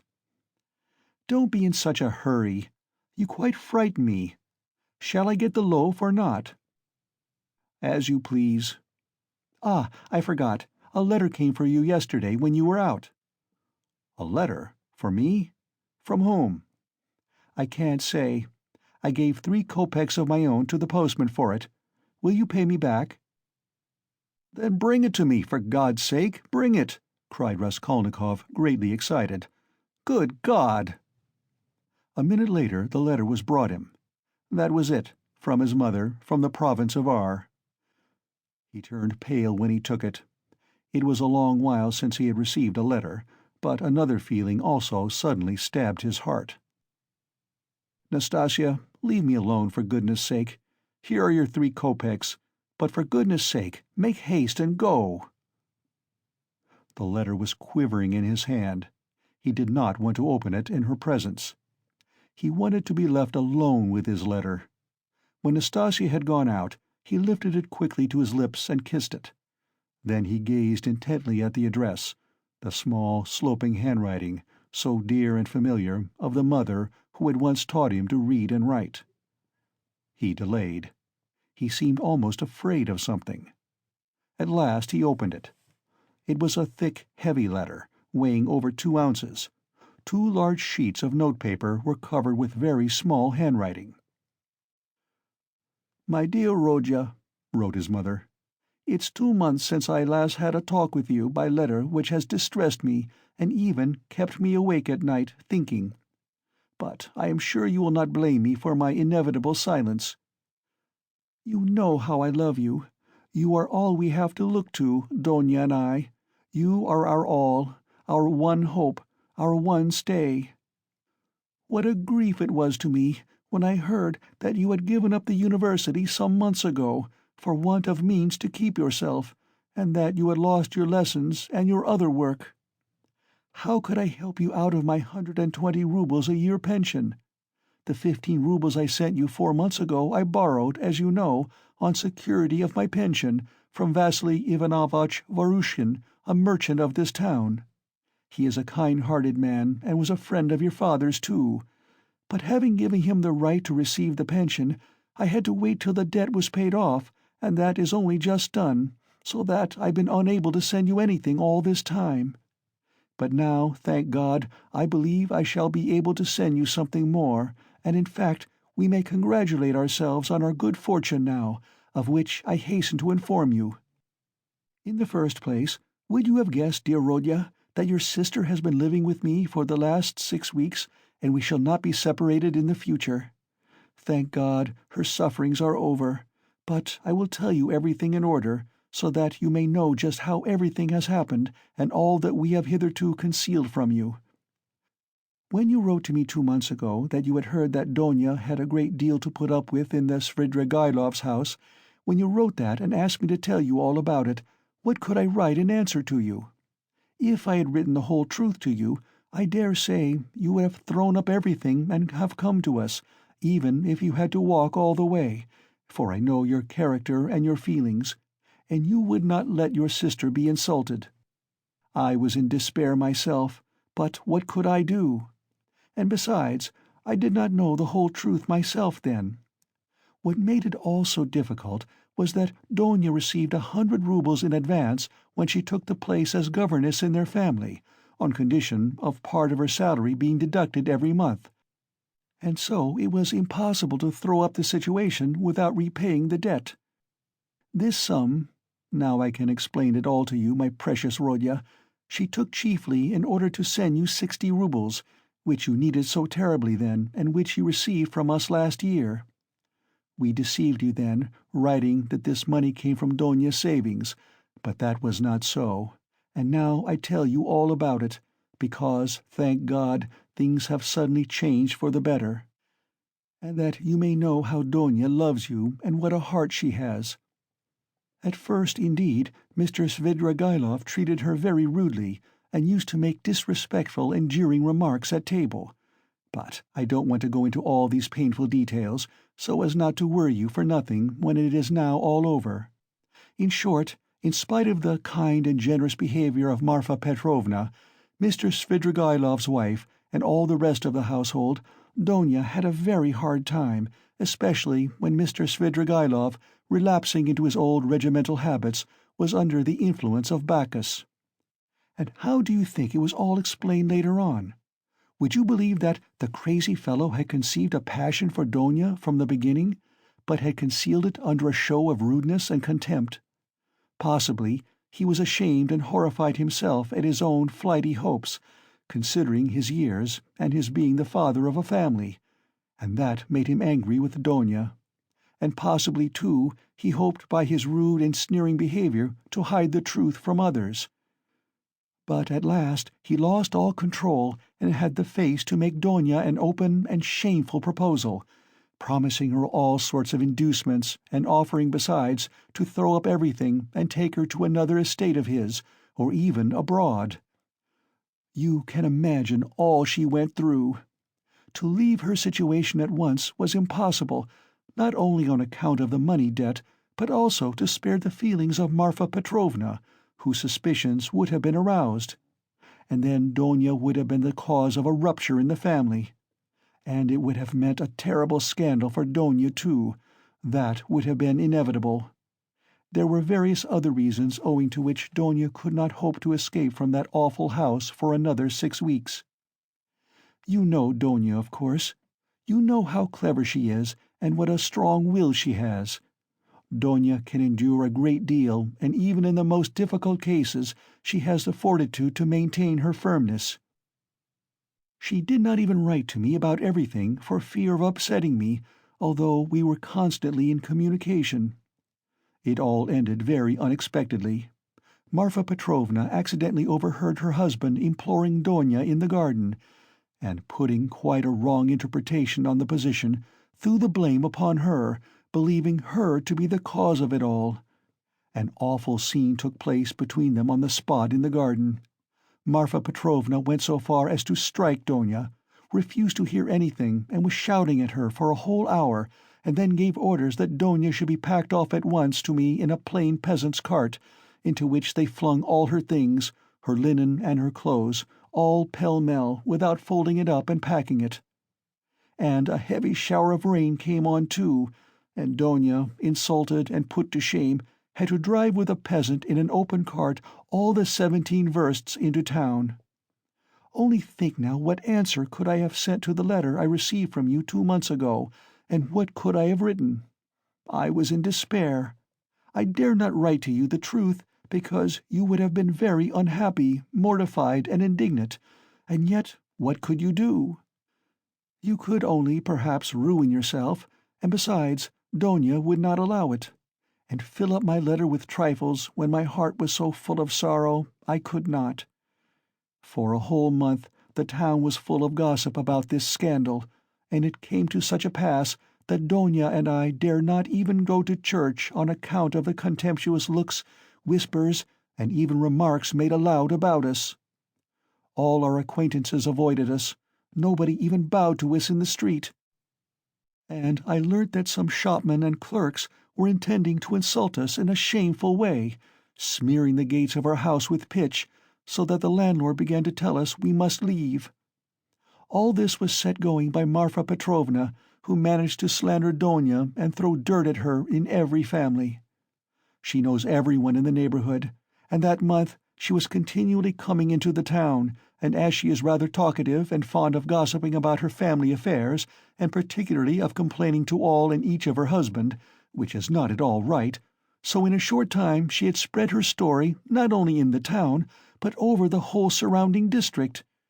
It made me ill, but Dona bore it better than I did, and if only you could have seen how she endured it all, and tried to comfort me and cheer me up. She is an angel, but by God's mercy our sufferings were cut short. Mr. Svidrigailov returned to his senses and repented, and, probably feeling sorry for Dona, he laid before Marfa Petrovna a complete and unmistakable proof of Dona's innocence, in the form of a letter Dona had been forced to write and give to him, before Marfa Petrovna came upon them in the garden. This letter, which remained in Mr. Svidrigailov's hands after her departure, she had written to refuse personal explanations and secret interviews, for which he was entreating her. In that letter she reproached him with great heat and indignation for the baseness of his behavior in regard to Marfa Petrovna, reminding him that he was the father and head of a family, and telling him how infamous it was of him to torment and make unhappy a defenseless girl, unhappy enough already. Indeed, dear Rodya, the letter was so nobly and touchingly written that I sobbed when I read it, and to this day I cannot read it without tears. Moreover, the evidence of the servants, too, cleared Dona's reputation.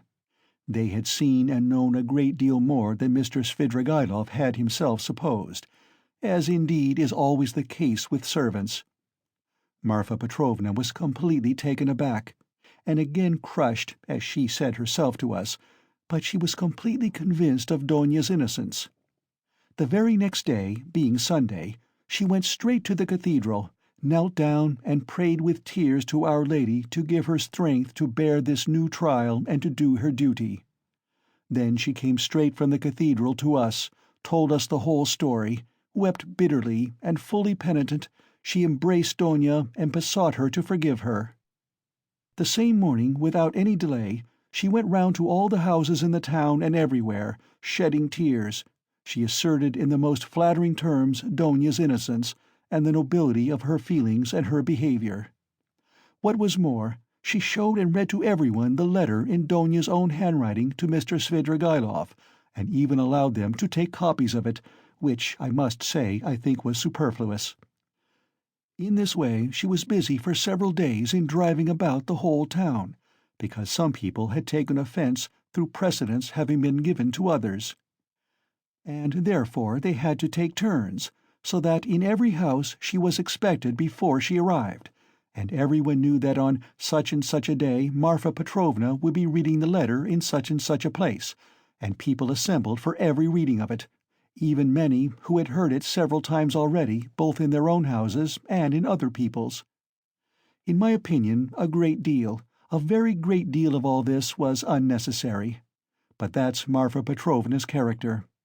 Anyway, she succeeded in completely re-establishing Donya's reputation, and the whole ignominy of this affair rested as an indelible disgrace upon her husband, as the only person to blame, so that I really began to feel sorry for him. It was really treating the crazy fellow too harshly. Donya was at once asked to give lessons in several families, but she refused. All of a sudden, everyone began to treat her with marked respect, and all this did much to bring about the event by which, one may say, our whole fortunes are now transformed. You must know, dear Rodya, that Donya has a suitor, and that she has already consented to marry him. I hasten to tell you all about the matter, and though it has been arranged without asking your consent, I think you will not be aggrieved with me or with your sister on that account, for you will see that we could not wait and put off our decision till we heard from you. And you could not have judged all the facts without being on the spot. This is how it happened. He is already of the rank of a councillor, Pyotr Petrovitch Luzhin, and is distantly related to Marfa Petrovna, who has been very active in bringing the match about. It began with his expressing through her his desire to make our acquaintance. He was properly received, drank coffee with us, and the very next day he sent us a letter in which he very courteously made an offer, and begged for a speedy and decided answer. He is a very busy man, and is in a great hurry to get to Petersburg, so that every moment is precious to him. At first, of course, we were greatly surprised, as it had all happened so quickly and unexpectedly. We thought and talked it over the whole day. He is a well-to-do man, to be depended upon. He has 2 posts in the government, and has already made his fortune. It is true that he is 45 years old, but he is of a fairly prepossessing appearance, and might still be thought attractive by women. And he is altogether a very respectable and presentable man, only he seems a little morose and somewhat conceited. But possibly that may only be the impression he makes at first sight. And beware, dear Rodya, when he comes to Petersburg, as he shortly will do, beware of judging him too hastily and severely, as your way is, if there is anything you do not like in him at first sight. I give you this warning, although I feel sure that he will make a favorable impression upon you. Moreover, in order to understand any man, one must be deliberate and careful to avoid forming prejudices and mistaken ideas, which are very difficult to correct and get over afterwards. And Pyotr Petrovitch, judging by many indications, is a thoroughly estimable man.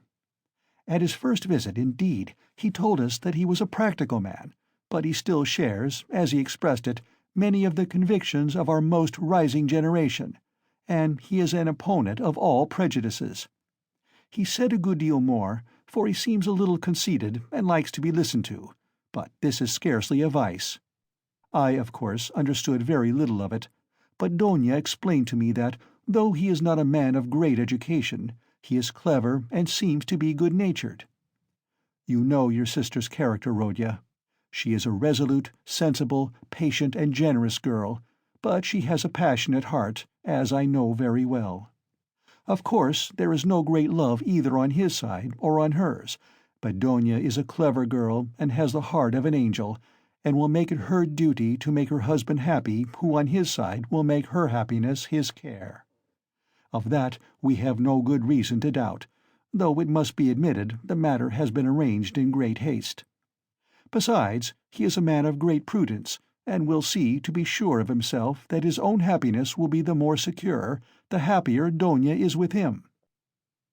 And as for some defects of character, for some habits, and even certain differences of opinion, which indeed are inevitable even in the happiest marriages, Donia has said that, as regards all that, she relies on herself, that there is nothing to be uneasy about, and that she is ready to put up with a great deal if only their future relationship can be an honorable and straightforward one. He struck me, for instance, at first, as rather abrupt, but that may well come from his being an outspoken man, and that is no doubt how it is.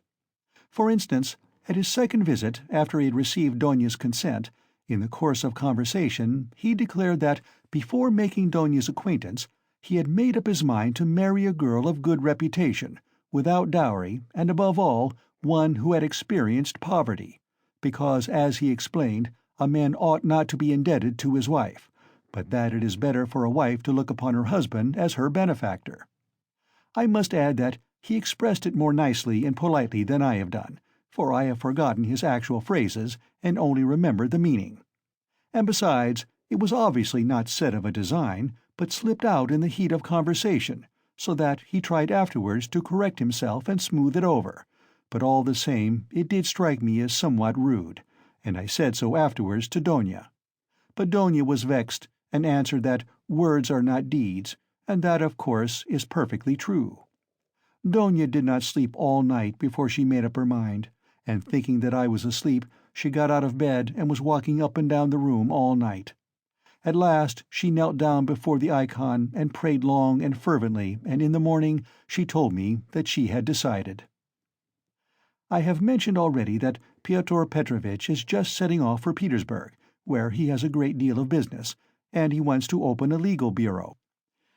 He has been occupied for many years in conducting civil and commercial litigation, and only the other day he won an important case. He has to be in Petersburg because he has an important case before the Senate. So, Rodya dear, he may be of greatest use to you in every way indeed, and Donia and I have agreed that from this very day you could definitely enter upon your career and might consider that your fortune is marked out and assured for you. Oh, if only this comes to pass! This would be such a benefit that we could only look upon it as a providential blessing. Donia is dreaming of nothing else. We have even ventured already to drop a few words on the subject to Pyotr Petrovitch.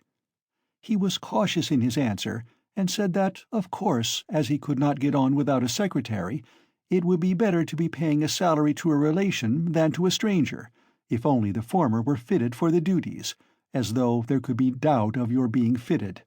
But then he expressed doubts whether your studies at the university would leave you time for work at his office. The matter dropped for the time, but Donia is thinking of nothing else now. She has been in a sort of fever for the last few days, and has already made a regular plan for your becoming in the end an associate and even a partner in Pyotr Petrovitch's business, which might well be, seeing that you're a student of law. I am in complete agreement with her, Rodya, and share all her plans and hopes, and think there is every probability of realizing them. And in spite of Pyotr Petrovitch's evasiveness, very natural at present, since he does not know you, Donia is firmly persuaded that she will gain everything by her good influence over her future husband. This she is reckoning upon. Of course, we are careful not to talk of any of these more remote plans to Pyotr Petrovitch, especially of your becoming his partner. He is a practical man, and might take this very coldly. It might all seem to him simply a daydream. Nor has either Donia or I breathed a word to him of the great hopes we have of his helping us to pay for your university studies. We have not spoken of it in the first place, because it will come to pass of itself later on, and he will no doubt, without wasting words, offer to do it of himself, as though he could refuse Donia that, the more readily since you may be by your own efforts become his right hand in the office, and receive this assistance not as a charity, but as a salary earned by your own work. Donia wants to arrange it all like this, and I quite agree with her. And we have not spoken of our plans for another reason, that is, because I particularly wanted you to feel on equal footing when you first meet him. When Donia spoke to him with enthusiasm about you, He answered that one could never judge of a man without seeing him close, for oneself, and that he looked forward to forming his own opinion when he makes your acquaintance. Do you know, my precious Rodya, I think that perhaps for some reasons, nothing to do with Pyotr Petrovitch though, simply for my own personal, perhaps old womanish fancies, I should do better to go on living by myself, apart, than with them after the wedding. I am convinced that he will be generous and delicate enough to invite me and to urge me to remain with my daughter for the future, and if he has said nothing about it hitherto, it is simply because it has been taken for granted. But I shall refuse. I have noticed more than once in my life that husbands don't quite get on with their mothers-in-law, and I don't want to be the least bit in anyone's way, and for my own sake too would rather be quite independent, so long as I have a crust of bread of my own and such children as you and Donia. If possible, I would settle somewhere near you, for the most joyful piece of news, dear Rodya, I have kept for the end of my letter. Know then, my dear boy, that we may perhaps be all together in a very short time, and may embrace one another again after a separation of almost 3 years. It is settled for certain that Donia and I are to set off for Petersburg, exactly when I don't know, but very, very soon, possibly in a week. It all depends on Pyotr Petrovitch, who will let us know when he has had time to look round him in Petersburg. To suit his own arrangements, he is anxious to have his ceremony as soon as possible, even before the fast of Our Lady, if it could be managed, or if that is too soon to be ready, immediately after. Oh, with what happiness I shall press you to my heart! Donia is all excitement at the joyful thought of seeing you. She said one day in joke that she would be ready to marry Pyotr Petrovitch for that alone. She is an angel. She is not writing anything to you now, and has only told me to write that she has so much to tell you that she is not going to take up her pen now, for a few lines that would tell you nothing, and it would only mean upsetting herself. She bids me send you her love and innumerable kisses. But although we shall be meeting so soon, perhaps I shall send you as much money as I can in a day or two. Now that everyone has heard that Donia is to marry Pyotr Petrovitch, my credit has suddenly improved, and I know that Afanasy Ivanovitch will trust me now even to 75 roubles on the security of my pension, so that perhaps I shall be able to send you 25 or even 30 roubles. I would send you more, but I am uneasy about our travelling expenses, for though Pyotr Petrovitch has been so kind as to undertake part of the expenses of the journey, that is to say, he has taken upon himself the conveyance of our bags and big trunk, which will be conveyed through some acquaintances of his, we must reckon upon some expense on our arrival in Petersburg, where we can't be left without a halfpenny, at least for the first few days. But we have calculated it all, Donia and I, to the last penny, and we see that the journey will not cost very much. It is only 90 versts from us to the railway, and we have come to an agreement with a driver we know, so as to be in readiness. And from there Donia and I can travel quite comfortably 3rd class. So that I may very likely be able to send to you not 25, but 30 roubles. But enough. I have covered 2 sheets already, and there is no space left for more. Our whole history, but so many events have happened.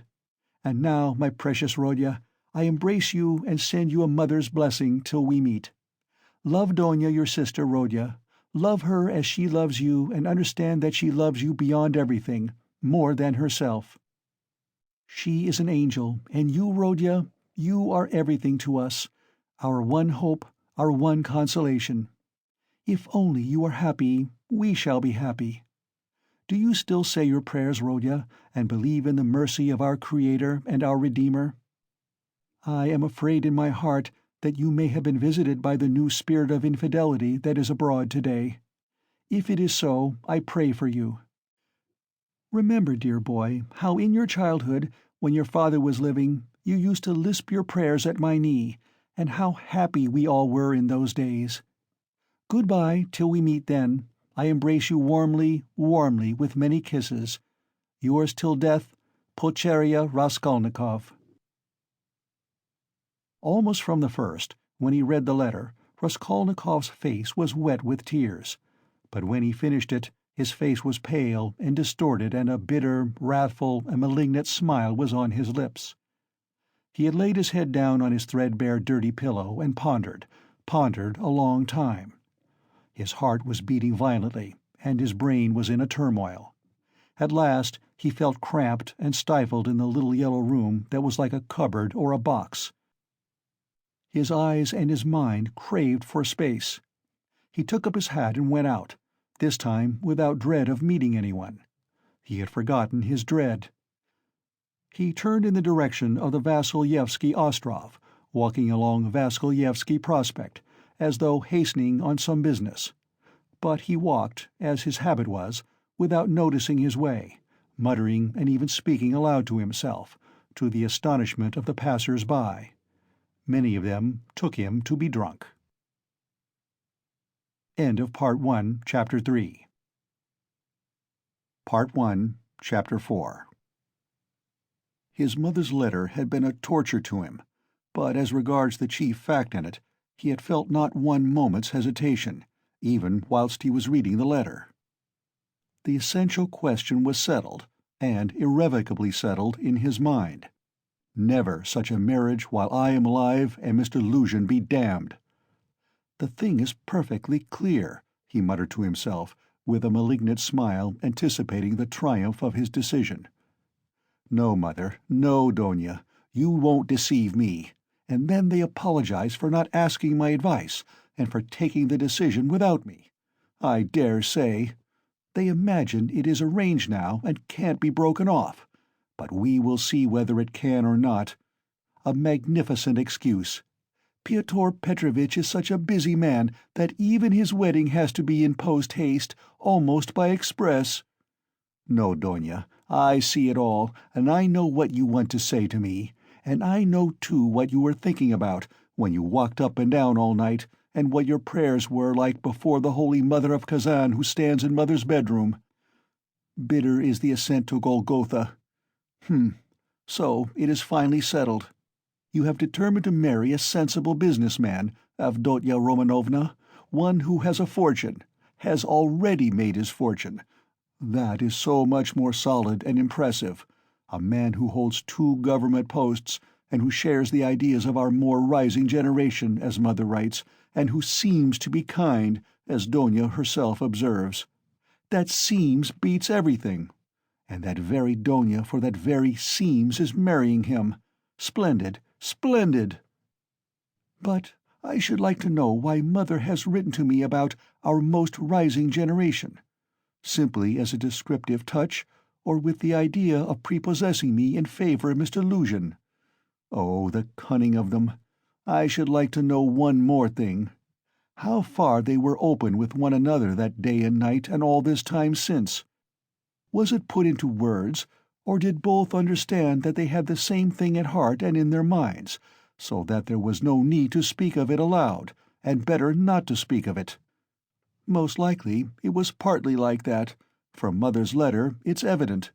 He struck her as rude a little, and Mother in her simplicity took her observations to Donia. And she was sure to be vexed and answered her angrily. I should think so. Who would not be angered when it was quite clear without any naive questions, and when it was understood that it was useless to discuss it?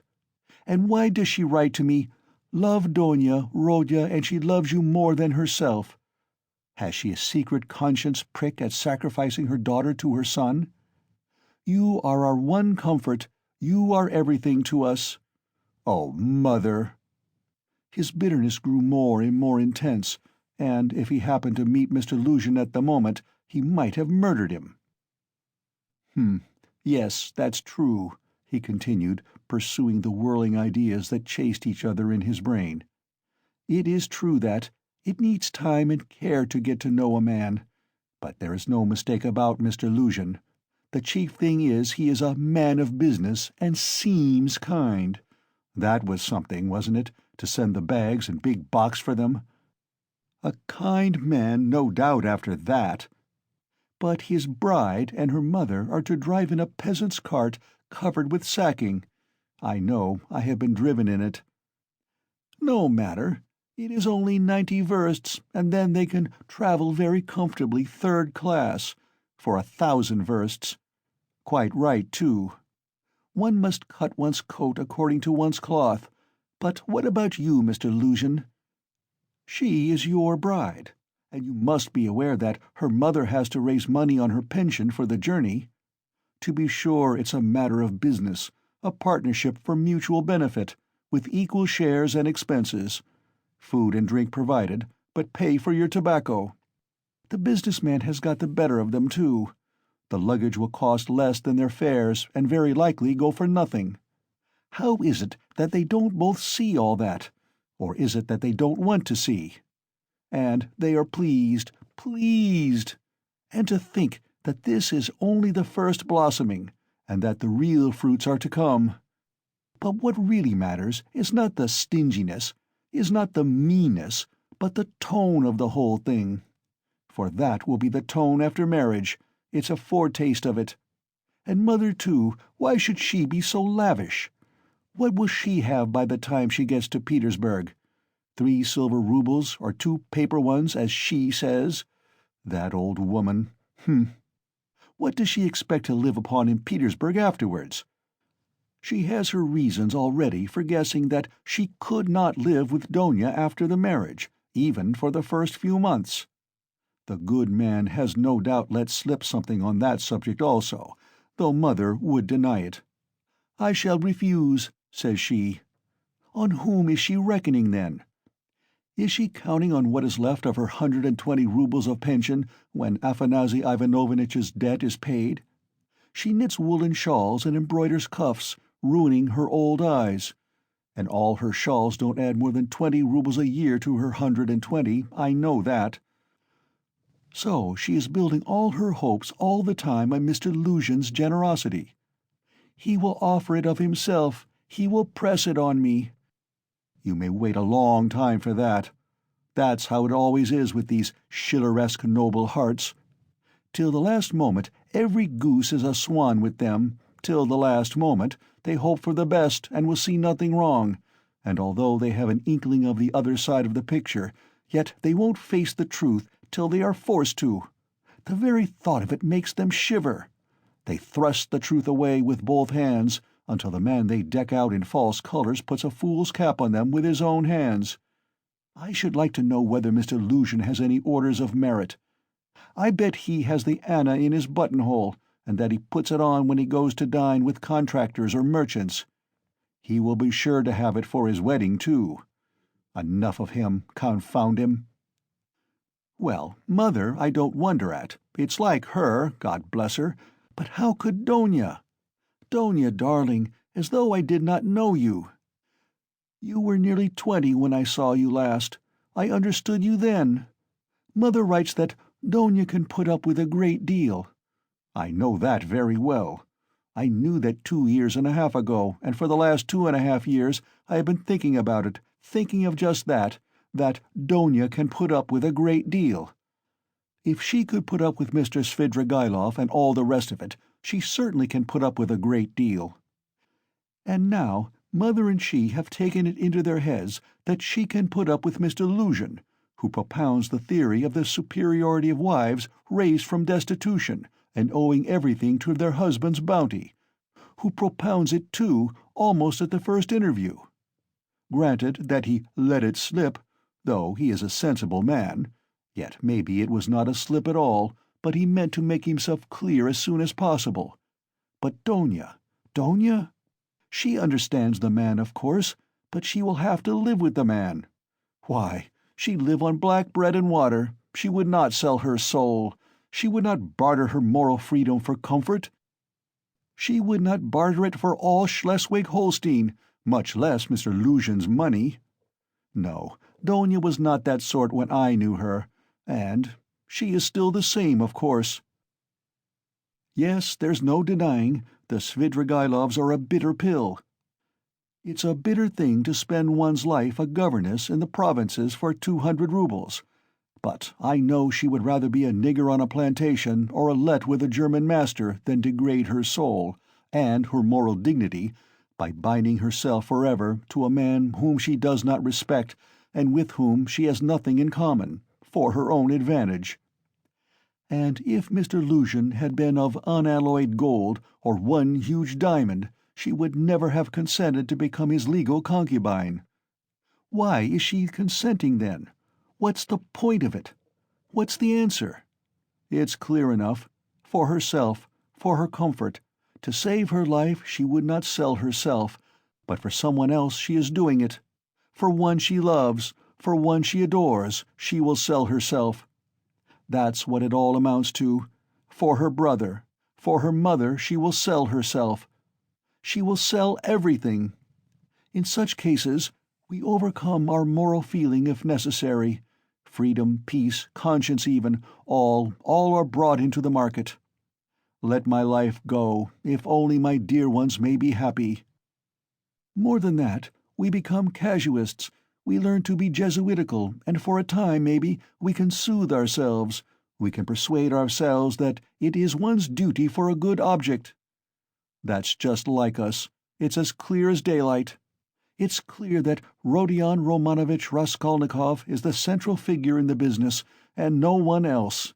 Oh yes, she can ensure his happiness, keep him in the university, make him a partner in the office, make his whole future secure.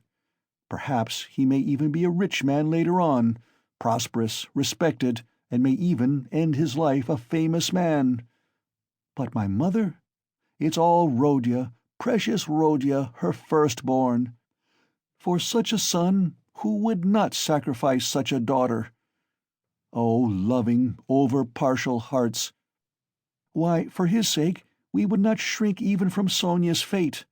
Sonia Marmeladov, the eternal victim so long as the world lasts. Have you taken the measure of your sacrifice, both of you? Is it right? Can you bear it? Is it any use? Is there sense in it? And let me tell you, Donya, Sonia's life is no worse than life with Mr. Luzhin. There can be no question of love, Mother writes. And what if there can be no respect either? If, on the contrary, there is aversion, contempt, repulsion, what then? So you will have to keep up your appearance, too. Is not that so? Do you understand what that smartness means? Do you understand that the Luzhin smartness is just the same thing as Sonia's, and maybe worse, viler, baser, because in your case, Donya, it's a bargain for luxuries, after all, but with Sonia it's simply a question of starvation. It has to be paid for. It has to be paid for, Donya, this smartness. And what if it's more than you can bear afterwards, if you regret it? The bitterness, the misery, the curses, the tears hidden from all the world, for you are not a Marfa Petrovna. And how will your mother feel then? Even now she is uneasy, she is worried, but then, when she sees it all clearly— And I? Yes, indeed, what have you taken me for? I won't have your sacrifice, Donya. I won't have it, Mother. It shall not be, so long as I am alive. It shall not, it shall not. I won't accept it. He suddenly paused in his reflection and stood still. It shall not be? But what are you going to do to prevent it? You'll forbid it? And what right have you? What can you promise them on your side to give you such a right? Your whole life, your whole future, you will devote to them when you have finished your studies and obtained a post? Yes, we've heard all that before, and that's all words. But now, something must be done now, do you understand that? And what are you going to do now? You are living upon them. They borrow on their 100 rubles pension. They borrow from the Svidrigailovs. How are you going to save them from the Svidrigailovs, from Afanasy Ivanovitch Verushin, oh future millionaire Zeus who would arrange their lives for them? In another 10 years? In another 10 years, Mother will be blind with knitting shawls, maybe with weeping too. She will be worn to a shadow with fasting. And my sister? Imagine for a moment what may have become of your sister in 10 years. What may happen to her during those 10 years? Can you fancy? So he tortured himself, fretting himself with such questions, and finding a kind of enjoyment in it. And yet all these questions were not new ones suddenly confronting him. They were old, familiar aches. It was long since they had first begun to grip and rend his heart. Long, long ago his present anguish had its first beginnings. It had waxed and gathered strength. It had matured and concentrated, until it had taken the form of a fearful, frenzied, and fantastic question, which tortured his heart and mind, clamoring insistently for an answer. Now his mother's letter had burst on him like a thunderclap. It was clear that he must not now suffer passively, worrying himself over unsolved questions, but that he must do something, do it at once, and do it quickly. Anyway, he must decide on something, or else. Or throw up life altogether, he cried suddenly in a frenzy. Accept one's lot humbly as it is, once for all, and stifle everything in oneself, giving up all claim to activity, life, and love. Do you understand, sir? Do you understand what it means when you have absolutely nowhere to turn? Marmeladov's question came suddenly into his mind. For every man must have somewhere to turn. He gave a sudden start. Another thought, that he had had yesterday, slipped back into his mind. But he did not start at the thought recurring to him, for he knew, he had felt beforehand, that it must come back. He was expecting it. Besides, it was not only yesterday's thought. The difference was that a month ago, yesterday even, the thought was a mere dream. But now it appeared not a dream at all.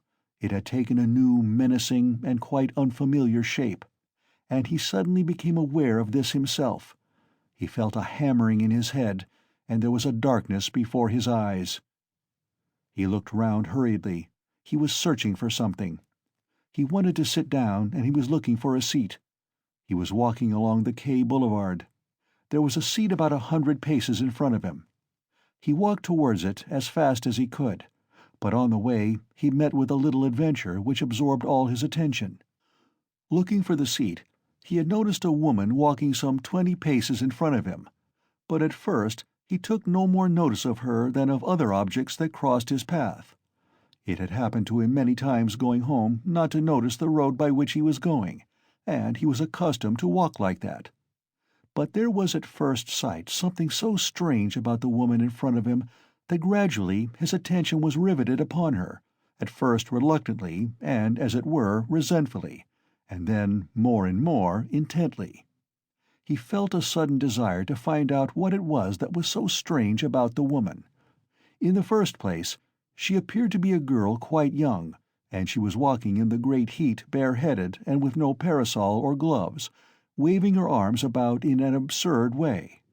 She had on a dress of some light silky material, but put on strangely awry, not properly hooked up, and torn open at the top of the skirt, close to the waist. A great piece was rent and hanging loose. A little kerchief was flung about her bare throat, but lay slanting on one side. The girl was walking unsteadily, too, stumbling and staggering from side to side. She drew Raskolnikov's whole attention at last. He overtook the girl at the seat, but on reaching it she dropped down on it in the corner. She let her head sink on the back of the seat and closed her eyes, apparently in extreme exhaustion. Looking at her closely, he saw at once that she was completely drunk. It was a strange and shocking sight. He could hardly believe that he was not mistaken. He saw before him the face of a quite young, fair-haired girl, 16, perhaps not more than 15 years old. Pretty little face, but flushed and heavy-looking, and, as it were, swollen. The girl seemed hardly to know what she was doing. She crossed one leg over the other, lifting it indecorously, and showed every sign of being unconscious that she was in the street. Raskolnikov did not sit down, but he felt unwilling to leave her, and stood facing her in perplexity. This boulevard was never much frequented, and now at 2 o'clock, in the stifling heat, it was quite deserted.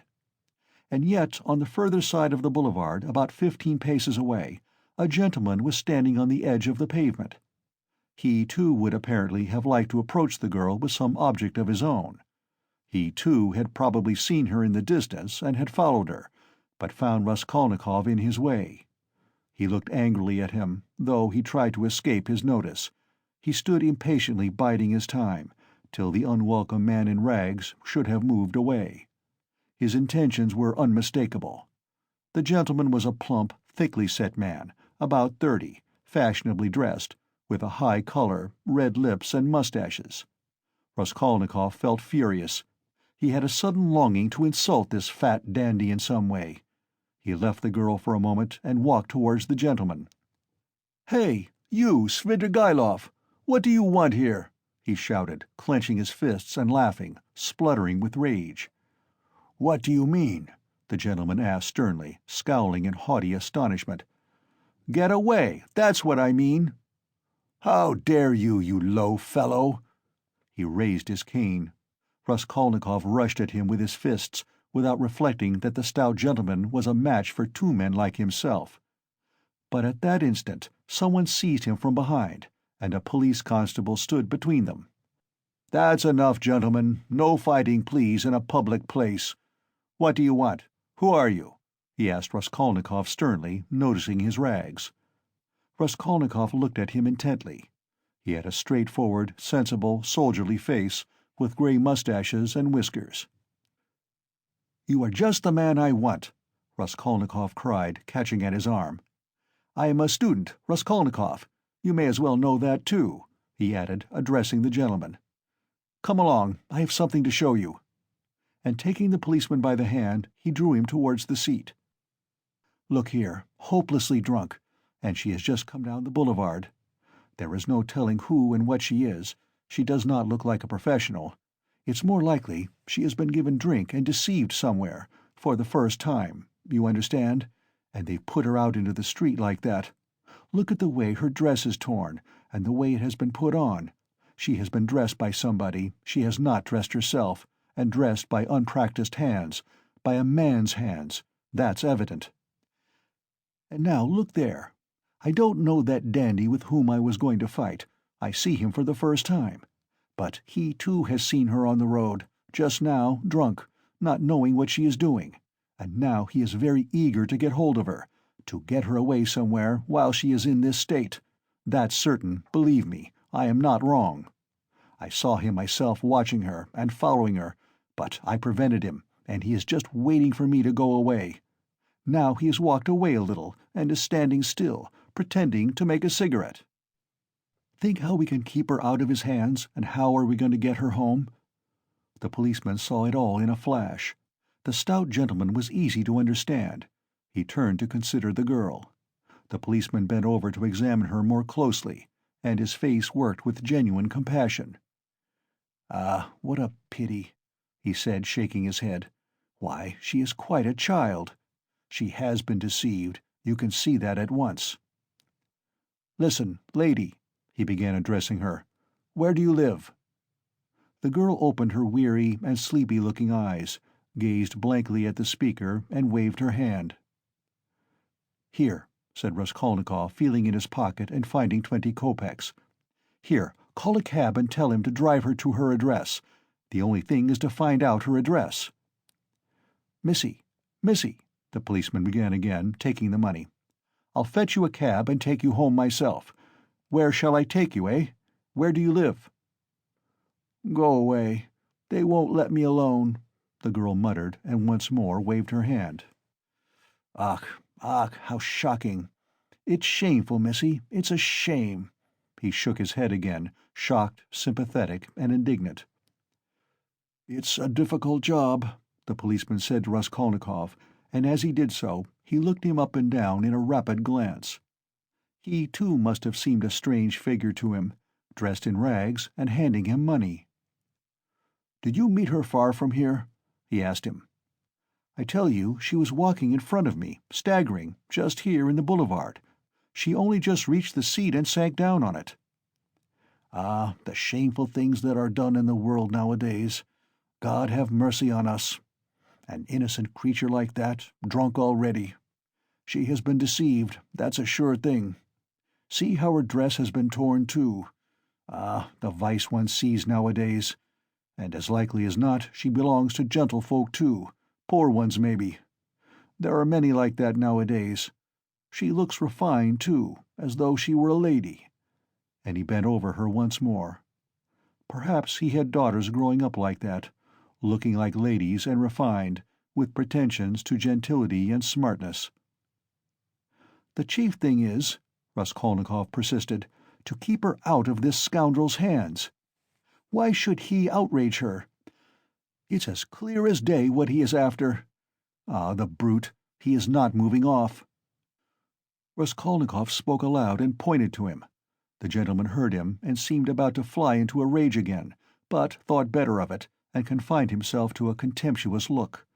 He then walked slowly another 10 paces away and again halted.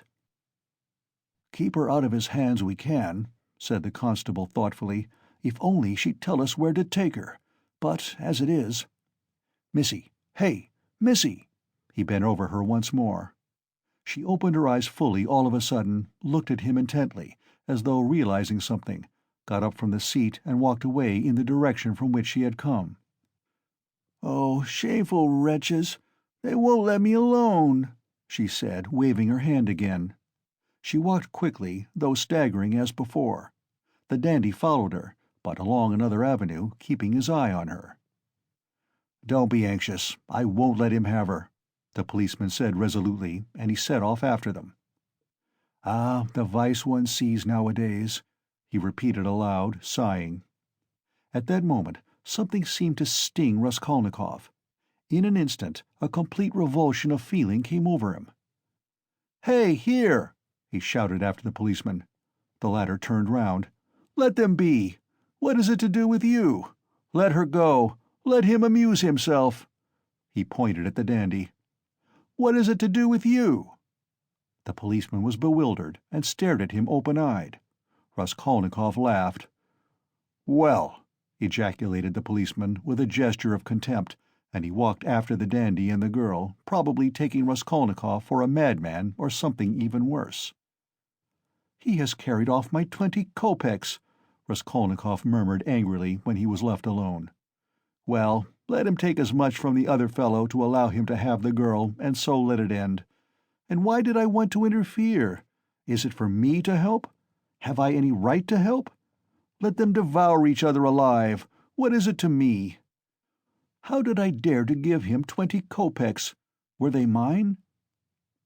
In spite of those strange words, he felt very wretched. He sat down on the deserted seat. His thoughts strayed aimlessly. He found it hard to fix his mind on anything at that moment.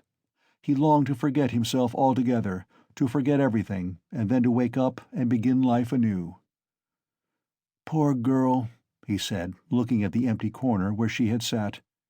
"She will come to herself and weep, and then her mother will find out. She will give her a beating, a horrible, shameful beating, and then maybe turn her out of doors.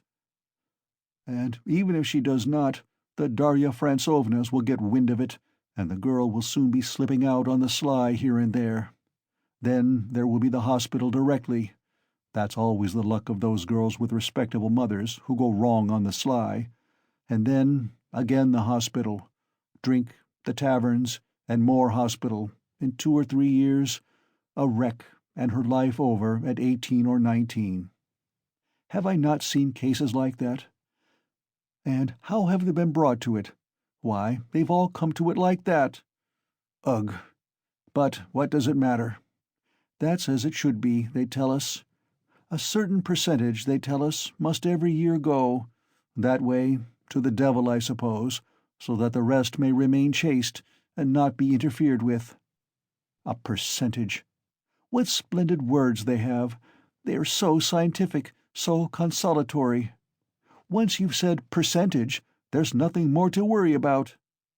If we had any other word, maybe we might feel more uneasy. But what if Donia were one of the percentage? If another one, if not that one? But where am I going? He thought suddenly. Strange, I came out for something. As soon as I had read the letter, I came out.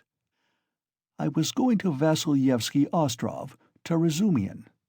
That's what it was. Now I remember. What for, though? And what put the idea of going to Razumian into my head just now?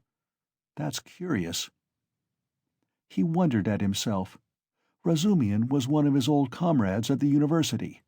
It was remarkable that Raskolnikov had hardly any friends at the university. He had kept aloof from everyone, went to see no one, and did not welcome anyone who came to see him, and indeed everyone soon gave him up. He took no part in the students' gatherings, amusements, or conversations. He worked with great intensity without sparing himself, and he was respected for this, but no one liked him. He was very poor, and there was a sort of haughty pride and reserve about him, as though he were keeping something to himself. He seemed to some of his comrades to look down upon them all as children, as though he were superior in development, knowledge, and convictions, as though their beliefs and interests were beneath him. With Razumian he had got on, or at least he was more unreserved and communicative with him. Indeed, it was impossible to be on any other terms with Razumian. He was an exceptionally good-humored and candid youth, good-natured to the point of simplicity, though both depth and dignity lay concealed under that simplicity. The better of his comrades understood this, and all were fond of him. He was extremely intelligent, though he was certainly rather a simpleton at times. He was of striking appearance, tall, thin, black-haired, and always badly shaved. He was sometimes uproarious, and was reputed to be of great physical strength. One night, when out in a festive company, he had with one blow laid a gigantic policeman on his back. There was no limit to his drinking powers, but he could abstain from drink altogether. He sometimes went too far in his pranks, but he could do without pranks altogether. Another thing striking about Razumian, no failure distressed him, and it seemed as though no unfavorable circumstances could crush him. He could lodge anywhere, and bear the extremes of cold and hunger. He was very poor, and kept himself entirely on what he could earn by work of one sort or another. He knew of no end of resources by which to earn money. He spent one whole winter without lighting his stove, and used to declare that he liked it better, because one slept more soundly in the cold. For the present he too had been obliged to give up the university, but it was only for a time, and he was working with all his might to save enough to return to his studies again. Raskolnikov had not been able to see him for the last 4 months, and Razumian did not even know his address. About 2 months before, they had met in the street, but Raskolnikov had turned away and even crossed to the other side that he might not be observed. And though Razumian noticed him, he passed him by, as he did not want to annoy him. End of Part 1, Chapter 4. Part 1, Chapter 5. Of course, I've been meaning lately to go to Razumian's to ask for work, to ask him to get me lessons or something, Raskolnikov thought. But what help can he be to me now? Suppose he gets me lessons. Suppose he shares his last farthing with me, if he has any farthings, so that I could get some boots and make myself tidy enough to give lessons. Well, and what then? What shall I do with the few coppers I earn? That's not what I want now. It's really absurd for me to go to Razumian. The question why he was now going to Razumian agitated him even more than he was himself aware. He kept uneasily seeking for some sinister significance in this apparently ordinary action. Could I have expected to set it all straight, and to find a way out by means of Razumian alone? He asked himself in perplexity. He pondered and rubbed his forehead, and, strange to say, after long musing, suddenly, as if it were spontaneously and by chance, a fantastic thought came into his head. To Razumian's, he said all at once, calmly, as though he had reached a final determination. I shall go to Razumian's, of course, but not now. I shall go to him on the next day after it, when it will be over and everything will begin afresh. And suddenly he realized what he was thinking. After it, he shouted, jumping up from the seat. But is it really going to happen? Is it possible it really will happen? He left the seat and went off almost at a run. He meant to turn back, homewards, but the thought of going home suddenly filled him with intense loathing. In that hole, in that awful little cupboard of his, all this had for a month past been growing up in him, and he walked on at random. His nervous shudder had passed into a fever that made him feel shivering. In spite of the heat he felt cold. With a kind of effort he began almost unconsciously, from some inner craving, to stare at all the objects before him, as though looking for something to distract his attention. But he did not succeed, and kept dropping every moment into brooding. When with a start he lifted his head again and looked round, he forgot at once what he had just been thinking about, and even where he was going. In this way he walked right across Vasilyevsky Ostrov, came out onto the Lesser Neva, crossed the bridge, and turned towards the islands. The greenness and freshness were at first restful to his weary eyes after the dust of the town and the huge houses that hemmed him in and weighed upon him. Here there were no taverns, no stifling closeness, no stench. But soon these new pleasant sensations passed into morbid irritability. Sometimes he stood still before a brightly painted summer villa standing among green foliage. He gazed through the fence. He saw in the distance smartly dressed women on the verandas and balconies, and children running in the gardens. The flowers especially caught his attention. He gazed at them longer than at anything. He was met too by luxurious carriages and by men and women on horseback. He watched them with curious eyes, and forgot about them before they had vanished from his sight. Once he stood still and counted his money. He found he had 30 kopecks. 20 to the policeman, 3 to Nastasia for the letter. So I must have given 47 or 50 to the Marmeladovs yesterday, he thought, reckoning it up for some unknown reason, but he soon forgot with what object he had taken the money out of his pocket.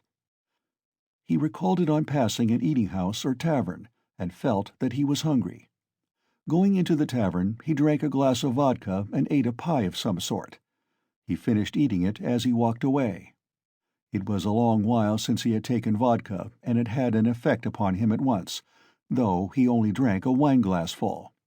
His legs felt suddenly heavy, and a great drowsiness came upon him. He turned homewards, but reaching Petrovsky Ostrov, he stopped, completely exhausted, turned off the road into the bushes, sank down upon the grass, and instantly fell asleep. In a morbid condition of the brain, dreams often have a singular actuality, vividness, and extraordinary semblance of reality.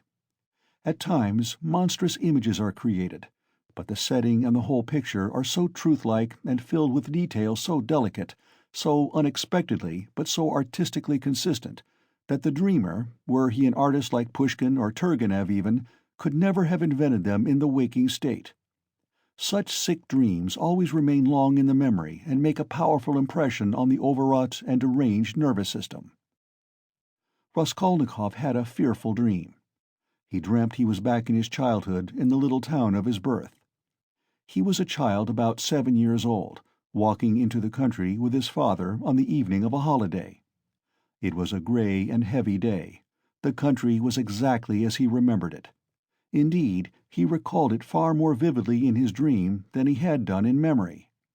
The little town stood on a level flat as bare as the hand, not even a willow near it.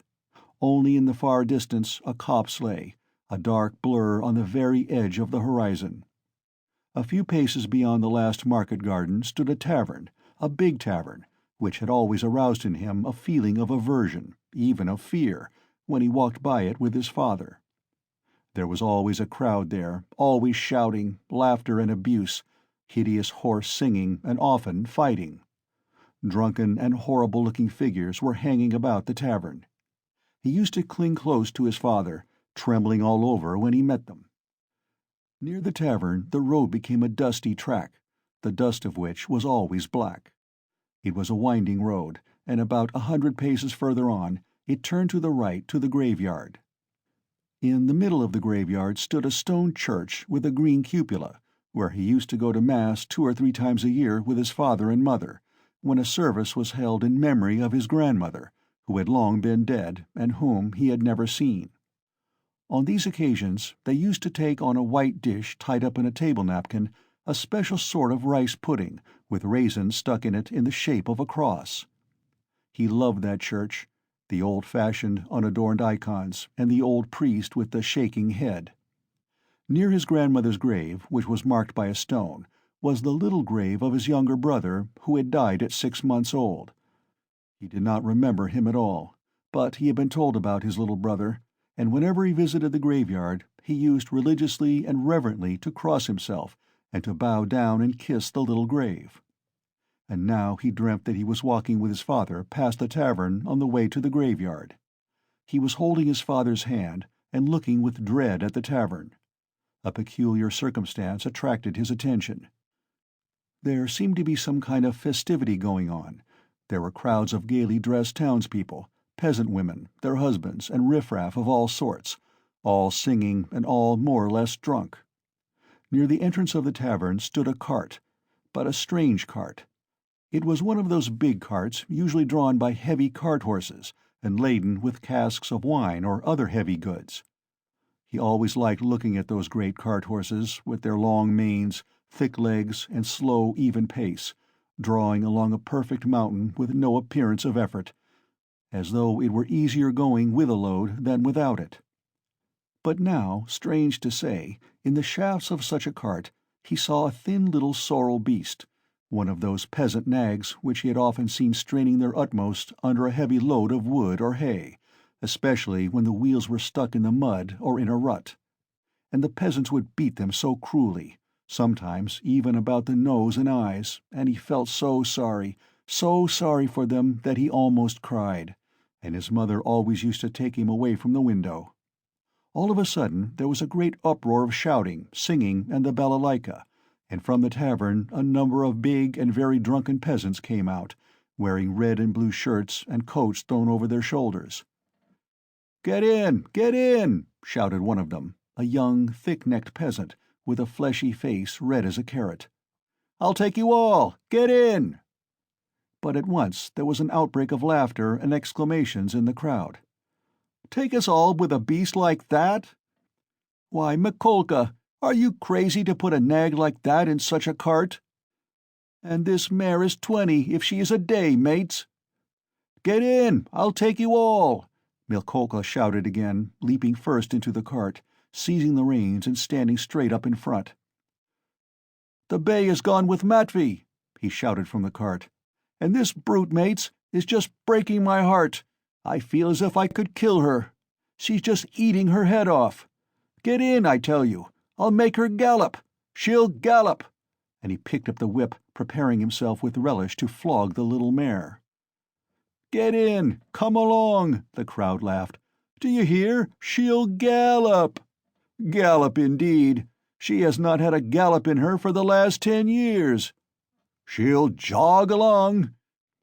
"Don't you mind her, mates. Bring a whip, each of you. Get ready." "All right. Give it to her." They all clambered into Mikolka's cart, laughing and making jokes. 6 men got in, and there was still room for more. They hauled in a fat, rosy-cheeked woman. She was dressed in red cotton, in a pointed, beaded headdress, and thick leather shoes. She was cracking nuts and laughing. The crowd round them was laughing too, and indeed, how could they help laughing? That wretched nag was to drag all the cartload of them at a gallop. 2 young fellows in the cart were just getting whips ready to help Mikolka. With the cry of "Now!" the mare tugged with all her might, but far from galloping, could scarcely move forward. She struggled with her legs, gasping and shrinking from the blows of the 3 whips which were showered upon her like hail. The laughter in the cart and in the crowd was redoubled, but Mikolka flew into a rage and furiously thrashed the mare, as though he supposed she really could gallop. "Let me get in too, mates," shouted a young man in the crowd whose appetite was aroused. "Get in! All get in!" cried Mikolka. "She will draw you all! I'll beat her to death!" And he thrashed and thrashed at the mare, beside himself with fury. "Father! Father!" he cried. "Father, what are they doing? Father, they are beating the poor horse!" Come along," said his father. "They are drunken and foolish. They are in fun. Come away, don't look." And he tried to draw him away, but he tore himself away from his hand, and, beside himself with horror, ran to the horse. The poor beast was in a bad way. She was gasping, standing still, then tugging again and almost falling. "Beat her to death!" cried Mikolka. "It's come to that! I'll do for her!" "What are you about? Are you a Christian, you devil?" shouted an old man in the crowd. "Did anyone ever see the like? A wretched nag like that pulling such a cartload," said another. "You'll kill her!" shouted the third. "Don't meddle! It's my property! I'll do what I choose! Get in, more of you! Get in, all of you! I will have her go at a gallop!" All at once laughter broke into a roar and covered everything. The mare, roused by the shower of blows, began feebly kicking. Even the old man could not help smiling. To think of a wretched little beast like that trying to kick! Two lads in the crowd snatched up whips and ran to the mare to beat her about the ribs. One ran each side. "Hit her in the face! In the eyes! In the eyes!" cried Mikolka. "Give us a song, mates!" shouted someone in the cart, and everyone in the cart joined in a riotous song, jingling a tambourine and whistling. The woman went on cracking nuts and laughing. He ran beside the mare, ran in front of her, saw her being whipped across the eyes, right in the eyes. He was crying, he felt choking, his tears were streaming. One of the men gave him a cut with the whip across the face. He did not feel it. Wringing his hands and screaming, he rushed up to the gray-headed old man with the gray beard, who was shaking his head in disapproval. One woman seized him by the hand and would have taken him away, but he tore himself from her and ran back to the mare. She was almost at the last gasp, but began kicking once more. "I'll teach you to kick!" Mikolka shouted ferociously. He threw down the whip, bent forward and picked up from the bottom of the cart a long, thick shaft. He took hold of one end with both hands, and with an effort brandished it over the mare. "He'll crush her!" was shouted round him. "He'll kill her!" "It's my property!" shouted Mikolka, and brought the shaft down with a swinging blow. There was a sound of a heavy thud. "Thrash her! Thrash her! Why have you stopped?" shouted voices in the crowd. And Mikolka swung the shaft a second time, and it fell a second time on the spine of the luckless mare. She sank back on her haunches, but lurched forward and tugged forward with all her force, tugged first on one side and then on the other, trying to move the cart. But the 6 whips were attacking her in all directions, and the shaft was raised again and fell upon her a third time, then a fourth, with heavy measured blows. Mikolka was in a fury that he could not kill her at one blow.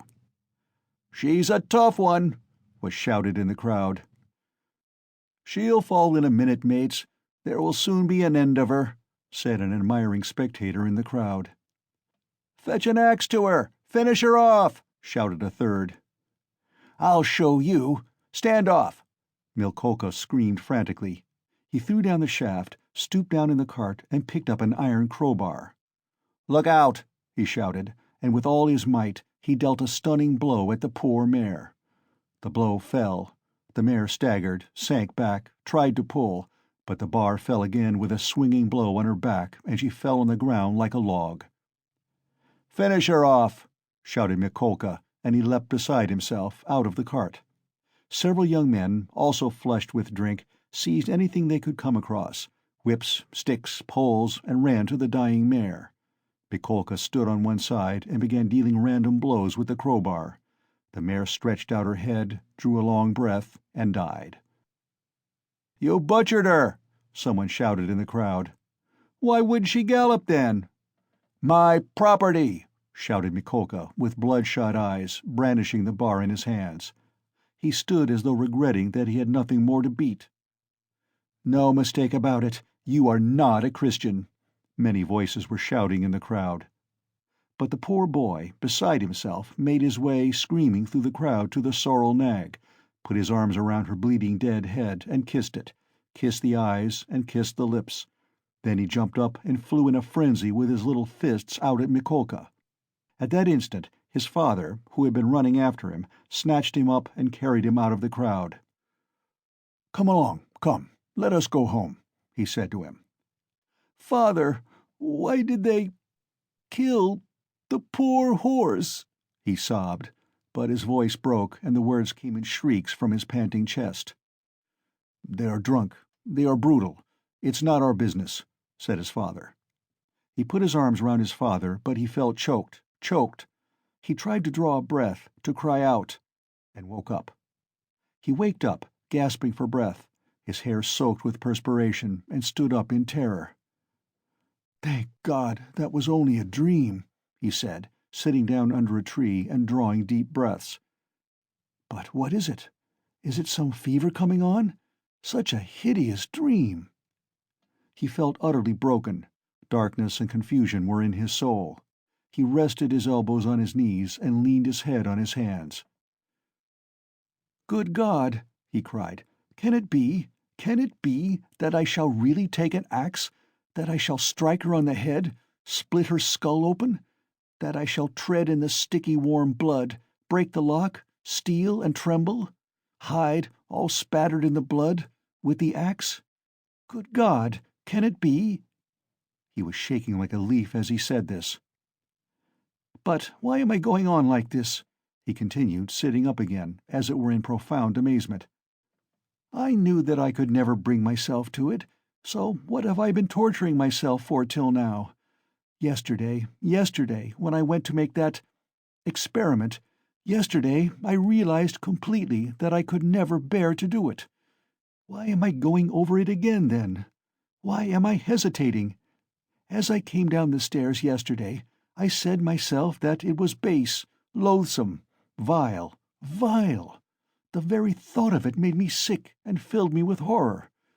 No, I couldn't do it. Granted that there is no flaw in all that reasoning, that all that I have concluded this last month is clear as day, true as arithmetic. My God! Anyway, I couldn't bring myself to it. I couldn't do it. Why then am I still—" He rose to his feet, looked round in wonder as though surprised at finding himself in this place, and went towards the bridge. He was pale, his eyes glowed, he was exhausted in every limb, but he seemed suddenly to breathe more easily. He felt he had cast off that fearful burden that had so long been weighing upon him, and all at once there was a sense of relief and peace in his soul. "Lord," he prayed, "show me my path. I renounce that accursed dream of mine." Crossing the bridge, he gazed quietly and calmly at the Neva, at the glowing red sun setting in the glowing sky. In spite of his weakness, he was not conscious of fatigue. It was as though an abscess that had been forming for a month past in his heart had suddenly broken. Freedom! He was free from that spell, that sorcery, that obsession.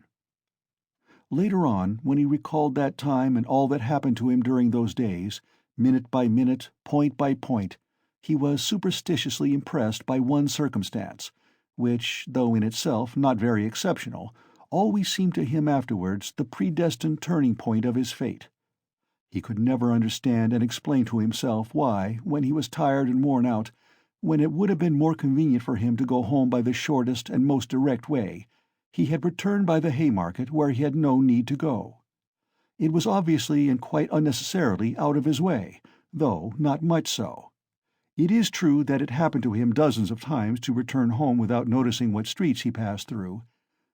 But why, he was always asking himself, why had such an important, such a decisive, and at the same time such an absolutely chance meeting happened in the Haymarket, where he had, moreover, no reason to go, at the very hour, the very minute of his life, when he was just in the very mood and in the very circumstances in which that meeting was able to exert the gravest and most decisive influence on his whole destiny, as though it had been lying in wait for him on purpose.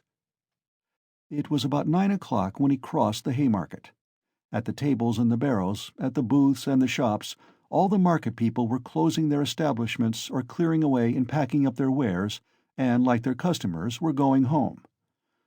Rag-pickers and costermongers of all kinds were crowding round the taverns in the dirty and stinking courtyards of the Haymarket.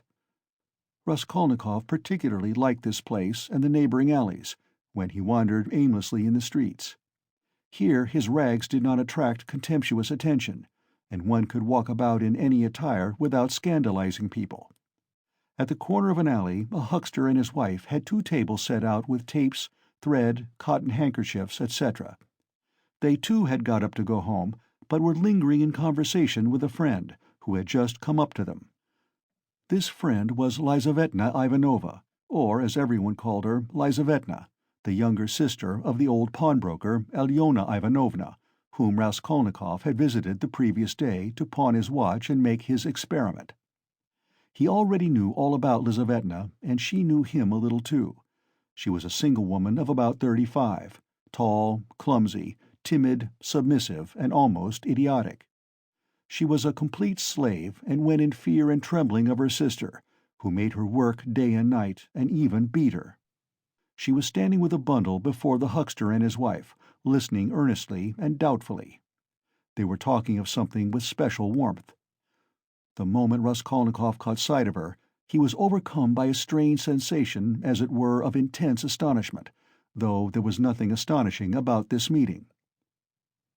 "You could make up your mind for yourself, Lizavetna Ivanovna," the huckster was saying aloud. "Come round tomorrow about 7. They will be here too." "Tomorrow?" said Lizavetna slowly and thoughtfully, as though unable to make up her mind. "Upon my word, what a fright you are of Alyona Ivanovna," gabbled the huckster's wife, a lively little woman. "I look at you, you are like some little babe, and she is not your own sister either. Nothing but a stepsister, and what a hand she keeps over you." "But this time don't say a word to Alyona Ivanovna," her husband interrupted. "That's my advice, but come round to us without asking. It will be worth your while. Later on, your sister herself may have a notion." "Am I to come?" "About 7 o'clock tomorrow, and they will be here. You will be able to decide for yourself." "And we'll have a cup of tea," added his wife. "All right, I'll come," said Lizavetna, still pondering, and she began slowly moving away. Raskolnikov had just passed and heard no more. He passed softly, unnoticed, trying not to miss a word. His first amazement was followed by a thrill of horror, like a shiver running down his spine. He had suddenly, quite unexpectedly learnt, that the next day at 7 o'clock, Lizavetna, the old woman's sister and only companion, would be away from home, and that therefore at 7 o'clock precisely the old woman would be left alone. He was only a few steps from his lodging. He went in like a man condemned to death. He thought of nothing, and was incapable of thinking, but he felt suddenly in his whole being that he had no more freedom of thought, no will, and that everything was suddenly and irrevocably decided. Certainly, if he had to wait whole years for a suitable opportunity, he could not reckon on a more certain step towards the success of the plan than that which had just presented itself. In any case, it would have been difficult to find out beforehand and with certainty, and with greater exactness and less risk, and without dangerous inquiries and investigations, that next day at a certain time an old woman, on whose life an attempt was contemplated, would be at home and entirely alone. End of Part 1, Chapter 5. Part 1, Chapter 6. Later on, Raskolnikov happened to find out why the huckster and his wife had invited Lizaveta. It was a very ordinary matter, and there was nothing exceptional about it. A family who had come to the town and been reduced to poverty were selling their household goods and clothes, all women's things. As the things would have fetched little in the market, they were looking for a dealer. This was Lizaveta's business. She undertook such jobs and was frequently employed, as she was very honest and always fixed a fair price and stuck to it. She spoke as a rule little, and, as we have said already, she was very submissive and timid. But Raskolnikov had become superstitious of late. The traces of superstition remained in him long after, and were almost ineradicable. And in all this he was always afterwards disposed to see something strange and mysterious, as it were, the presence of some peculiar influences and coincidences. In the previous winter, a student he knew called Pokorev, who had left for Kharkov, had chanced in conversation to give him the address of Alyona Ivanovna, the old pawnbroker, in case he might want to pawn anything. For a long while he did not go to her, for he had lessons and managed to get along somehow. 6 weeks ago he had remembered the address. He had 2 articles that could be pawned: his father's old silver watch and a little gold ring with 3 red stones, a present from his sister at parting. He decided to take the ring. When he found the old woman he had felt an insurmountable repulsion for her at the first glance, though he knew nothing special about her. He got 2 rubles from her and went into a miserable little tavern on his way home. He asked for tea, sat down, and sank into deep thought. A strange idea was pecking at his brain like a chicken in the egg, and very, very much absorbed him. Almost beside him at the next table there was sitting a student, whom he did not know and had never seen, and with him a young officer. They had played a game of billiards and began drinking tea. All at once he heard the student mention to the officer the pawnbroker Alyona Ivanovna, and gave him her address. This of itself seemed strange to Raskolnikov. He had just come from her, and here at once he heard her name.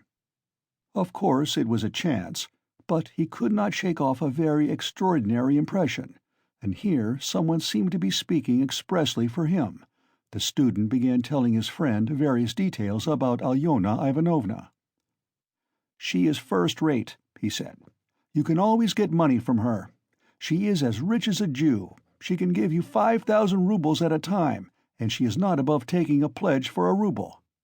Lots of our fellows have had dealings with her, but she is an awful old harpy."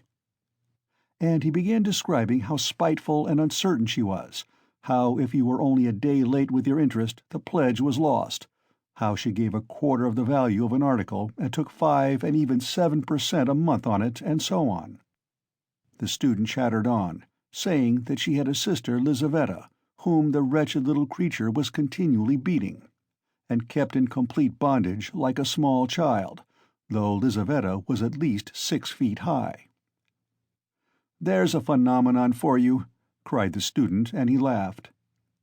They began talking about Lizaveta. The student spoke about her with a peculiar relish, and was continually laughing, and the officer listened with great interest, and asked him to send Lizaveta to do some mending for him. Raskolnikov did not miss a word, and learned everything about her. Lizaveta was younger than the old woman, and was her half-sister, being the child of a different mother. She was 35. She worked day and night for her sister, and besides doing the cooking and the washing, she did the sewing and worked as a charwoman and gave her sister all she earned. She did not dare to accept an order or job of any kind without her sister's permission. The old woman had already made her will, and Lizaveta knew of it, and by this will she would not get a farthing, nothing but the movables, chairs and so on. All the money was left to a monastery in the province of N, that prayers might be said for her in perpetuity. Lizaveta was of lower rank than her sister, unmarried and awfully uncouth in appearance, remarkably tall, with long feet that looked as if they were bent outwards. She always wore battered goatskin shoes, and was clean in her person. What the student expressed most surprise and amusement about was the fact that Lizaveta was continually with child. "But you say she is hideous?" observed the officer. "Yes, she is so dark-skinned, and looks like a soldier dressed up, but you know she is not at all hideous. She has such a good-natured face and eyes, strikingly so, and the proof of it is that lots of people are attracted by her. She is such a soft, gentle creature, ready to put up with anything, always willing to do anything, and her smile is really very sweet." "You seem to find her attractive yourself," laughed the officer. "From her queerness? No, I'll tell you what. I could kill that damned old woman and make off with her money, I assure you, without the faintest conscience prick," the student added with warmth. The officer laughed again, while Raskolnikov shuddered. How strange it was. "Listen, I want to ask you a serious question," the student said hotly. "I was joking, of course, but look here. On one side we have a stupid, senseless, worthless, spiteful, ailing, horrid old woman. Not simply useless, but doing actual mischief, who has not an idea what she is living for herself, and who will die in a day or two in any case. You understand? You understand?" "Yes, yes, I understand," answered the officer, watching his excited companion attentively. "Well, listen then. On the other side, fresh young lives thrown away for want of help, and by thousands, on every side. 100,000 good deeds could be done and helped on that old woman's money which will be buried in a monastery. Hundreds, thousands perhaps, might be set on the right path, dozens of families saved from destitution, from ruin, from vice, from the lock hospitals, and all with her money. Kill her, take her money, and with the help of it devote oneself to the service of humanity and the good of all. What do you think? Would not one tiny crime be wiped out by thousands of good deeds? For one life, thousands would be saved from corruption and decay. One death and 100 lives in exchange. It's simple arithmetic. Besides, what value has the life of that sickly, stupid, ill-natured old woman in the balance of existence? No more than the life of a louse, of a blackbeetle. Less, in fact, because the old woman is doing harm. She is wearing out the lives of others. The other day she bit Lizavetta's finger out of spite. It almost had to be amputated." "Of course she does not deserve to live," remarked the officer. "But there it is. It's nature." "Oh, well, brother, but we have to correct and direct nature, and but for that we should drown in an ocean of prejudice. But for that there would never have been a single great man. Talk of duty, conscience. I don't want to say anything against duty and conscience, but the point is, what do we mean by them? Stay, I have another question to ask you. Listen. No, you stay. I'll ask you a question. Listen. Well? You are talking and speechifying away, but tell me, would you kill the old woman yourself?" "Of course not. I was only arguing the justice of it. It's nothing to do with me." "But I think, if you would not do it yourself, there's no justice about it. Let us have another game." Raskolnikov was violently agitated. Of course it was all ordinary youthful talk and thought, such as he had often heard before in different forms and on different themes. But why had he happened to hear such a discussion and such ideas at the very moment when his own brain was just conceiving the very same ideas? And why, just at the moment when he had brought away the embryo of his idea from the old woman, had he dropped at once upon a conversation about her? This coincidence always seemed strange to him. This trivial talk in a tavern had an immense influence on him in his later action, as though there had really been in it something preordained, some guiding hint. On returning from the Haymarket, he flung himself on the sofa and sat for a whole hour without stirring. Meanwhile it got dark. He had no candle, and, indeed, it did not occur to him to light up. He could never recollect whether he had been thinking about anything at that time. At last he was conscious of his former fever and shivering, and he realized with relief that he could lie down on the sofa. Soon heavy leaden sleep came over him, as it were crushing him.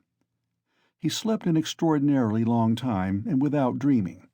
Nastasia, coming into his room at 10 o'clock the next morning, had difficulty in rousing him.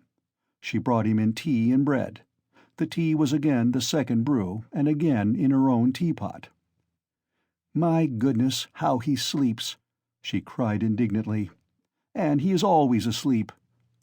He got up with an effort. His head ached. He stood up, took a turn in his garret, and sank back on the sofa again. "Going to sleep again?" cried Nastasia. "Are you ill, eh?" He made no reply. "Do you want some tea?" "Afterwards," he said with an effort, closing his eyes again and turning to the wall. Nastasia stood over him. "Perhaps he really is ill," she said, turned and went out. She came in again at 2 o'clock with soup. He was lying as before. The tea stood untouched.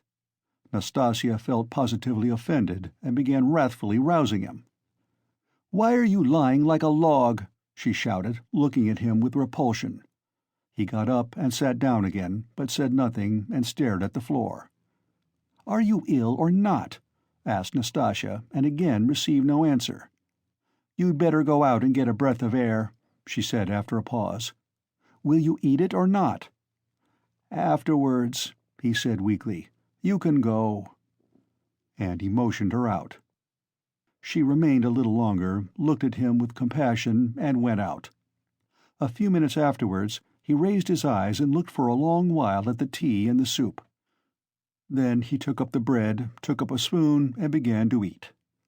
He ate a little, 3 or 4 spoonfuls, without appetite, as it were, mechanically. His head ached less. After his meal he stretched himself on the sofa again, but now he could not sleep. He lay without stirring, with his face in the pillow. He was haunted by daydreams, and such strange daydreams.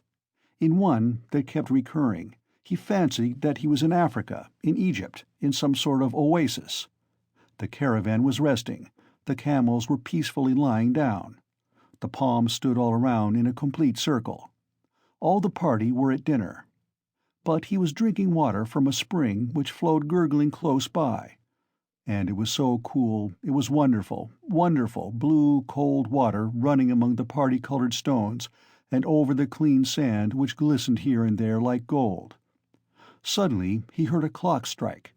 He started, roused himself, raised his head, looked out of the window, and seeing how late it was, suddenly jumped up wide awake as though someone had pulled him off the sofa. He crept on tiptoe to the door, stealthily opened it, and began listening on the staircase. His heart beat terribly, but all was quiet on the stairs, as if everyone was asleep. It seemed to him strange and monstrous that he could have slept in such forgetfulness from the previous day and had done nothing, had prepared nothing yet.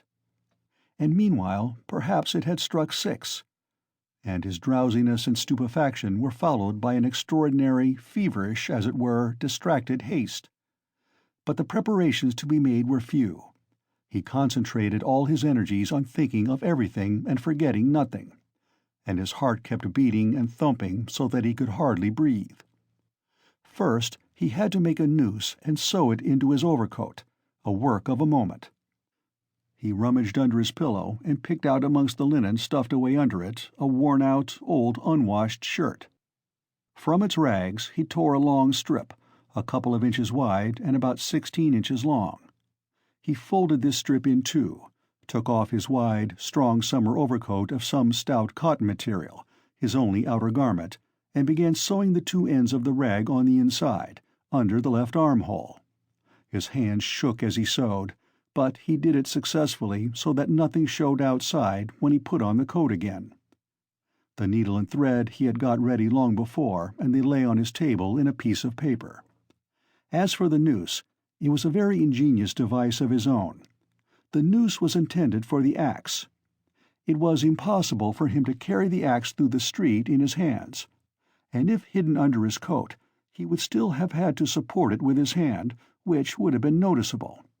Now he only had to put the head of the axe in the noose, and it would hang quietly under his arm on the inside. Putting his hand in his coat pocket, he could hold the end of the handle all the way, so that it did not swing, and as the coat was very full, a regular sack in fact, it would not be seen from outside that he was holding something with the hand that was in the pocket. This noose, too, he had designed a fortnight before. When he had finished with this, he thrust his hand into a little opening between his sofa and the floor, fumbled in the left corner, and drew out the pledge, which he had got ready long before and hidden there. This pledge was, however, only a smoothly planed piece of wood the size and thickness of a silver cigarette case. He picked up this piece of wood in one of his wanderings in a courtyard where there was some sort of a workshop. Afterwards he had added to the wood a thin, smooth piece of iron, which he had also picked up at the same time in the street. Putting the iron, which was a little the smaller, on the piece of wood, he fastened them very firmly, crossing and recrossing the thread round them, then wrapped them carefully and daintily in clean white paper, and tied up the parcel so that it would be very difficult to untie it. This was in order to divert the attention of the old woman for a time, while she was trying to undo the knot, and so to gain a moment. The iron strip was added to give weight, so that the woman might not guess the first minute that the thing was made of wood. All this had been stored by him beforehand under the sofa. He had only just got the pledge out when he heard someone suddenly about in the yard. "It struck 6 long ago." "Long ago? My God!" He rushed to the door, listened, caught up his hat and began to descend his 13 steps cautiously, noiselessly, like a cat. He had still the most important thing to do, to steal the axe from the kitchen. That the deed must be done with an axe he had decided long ago. He had also a pocket pruning knife, but he could not rely on the knife, and still less on his own strength, and so resolved finally on the axe. We may note in passing one peculiarity in regard to all the final resolutions taken by him in the matter. They had one strange characteristic. The more final they were, the more hideous and the more absurd they at once became in his eyes. In spite of all his agonizing inward struggle, he never for a single instant all that time could believe in the carrying out of his plans. And indeed, if it had ever happened that everything to the least point could have been considered and finally settled, and no uncertainty of any kind had remained, he would, it seems, have renounced it all as something absurd, monstrous, and impossible. But a whole mass of unsettled points and uncertainties remained. As for getting the axe, that trifling business cost him no anxiety, for nothing could be easier. Nastasia was continually out of the house, especially in the evenings. She would run into the neighbors or to a shop, and always left the door ajar. It was the one thing the landlady was always scolding her about. And so, when the time came, he would only have to go quietly into the kitchen and to take the axe, and an hour later, when everything was over, go in and put it back again. But these were doubtful points. Supposing he returned an hour later to put it back, and Nastasia had come back and was on the spot. He would, of course, have to go by and wait till she went out again. But supposing she were in the meantime to miss the axe, look for it, make an outcry. That would mean suspicion, or at least grounds for suspicion. But those were all trifles which he had not even begun to consider, and indeed he had no time.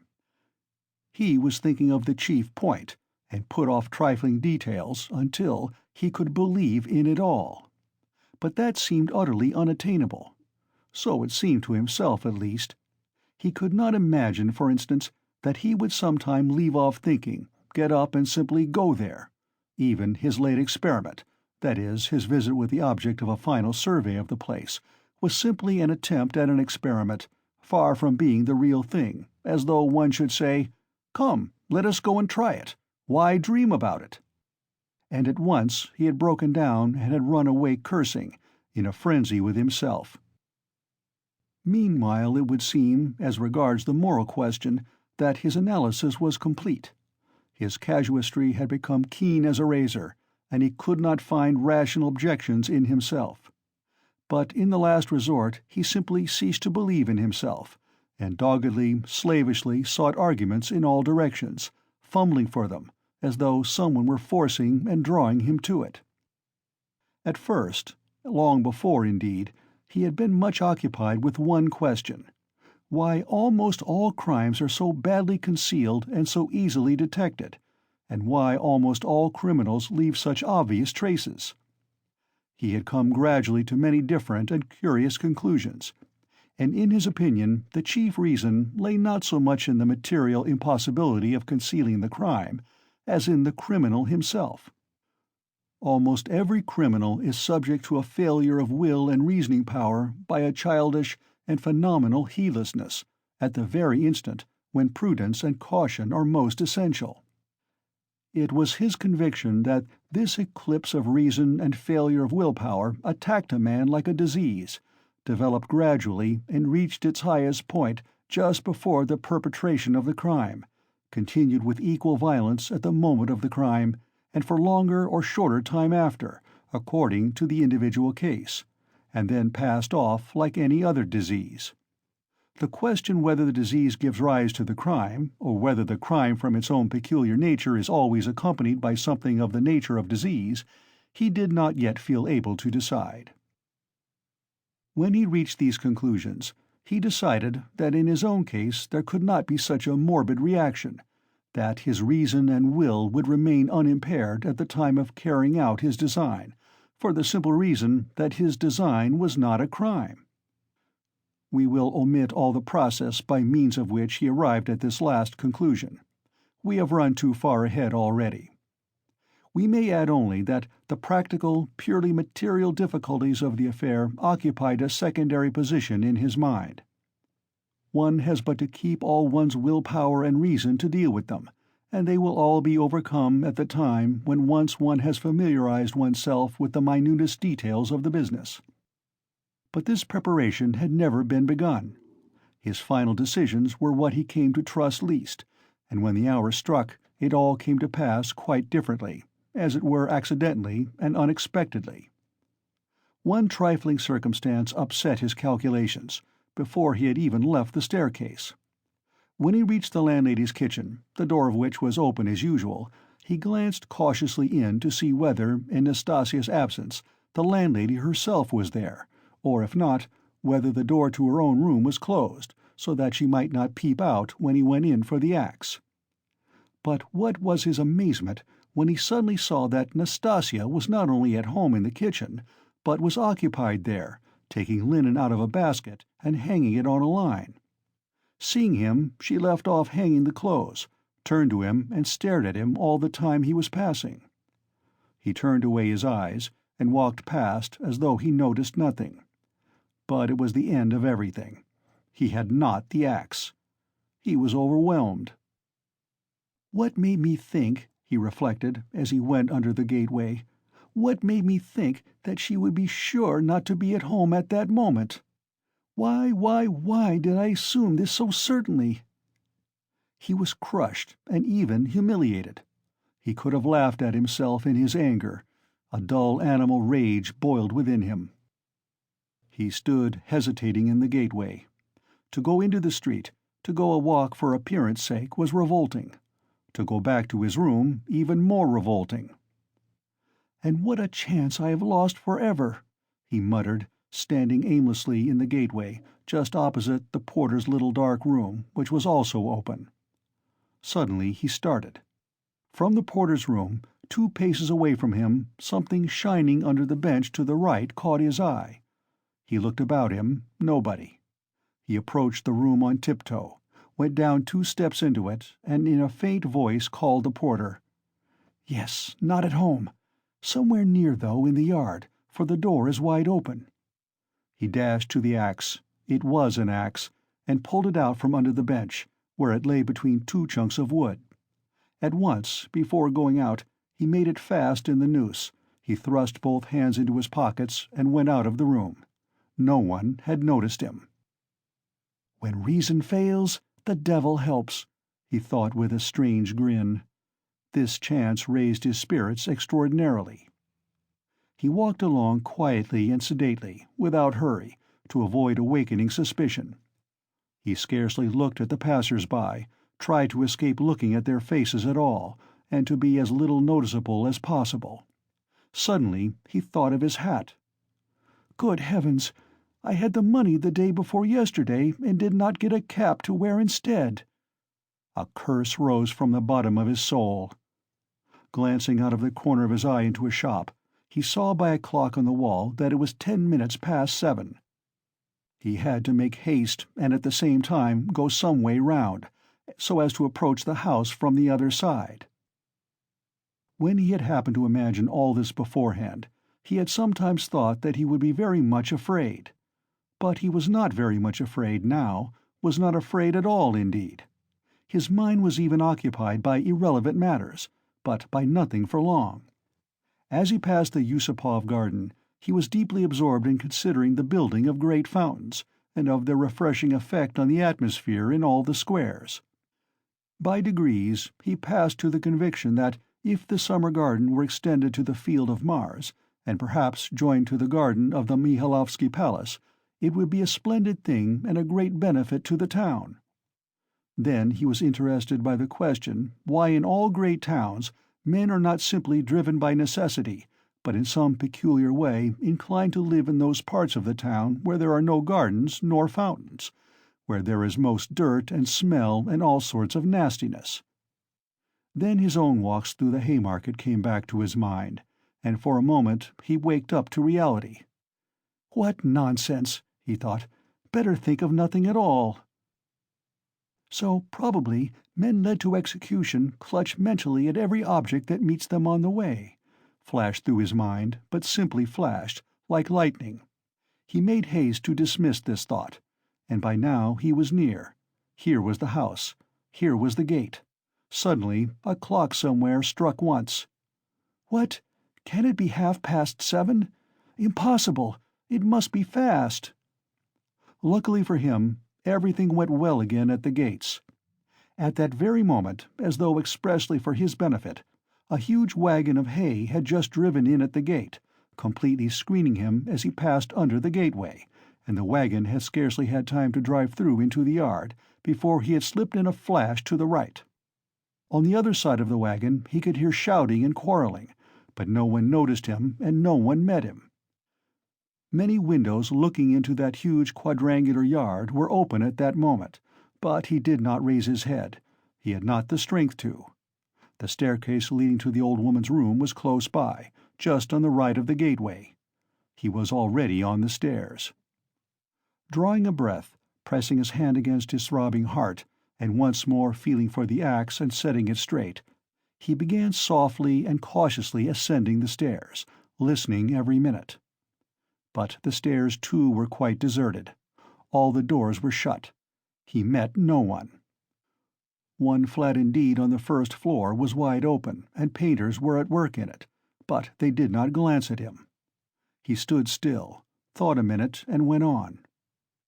"Of course, it would be better if they had not been here, but it's 2 stories above them." And there was the 4th story. Here was the door. Here was the flat opposite, the empty one. The flat underneath the old woman's was apparently empty also. The visiting card nailed on the door had been torn off. They had gone away. He was out of breath. For one instant the thought floated through his mind, "Shall I go back?" But he made no answer and began listening at the old woman's door, a dead silence. Then he listened again on the staircase, listened long and intently, then looked about him for the last time, pulled himself together, drew himself up, and once more tried the axe in the noose. "Am I very pale?" he wondered. "Am I not evidently agitated? She is mistrustful. Had I better wait a little longer, till my heart leaves off thumping?" But his heart did not leave off. On the contrary, as though to spite him, it throbbed more and more violently.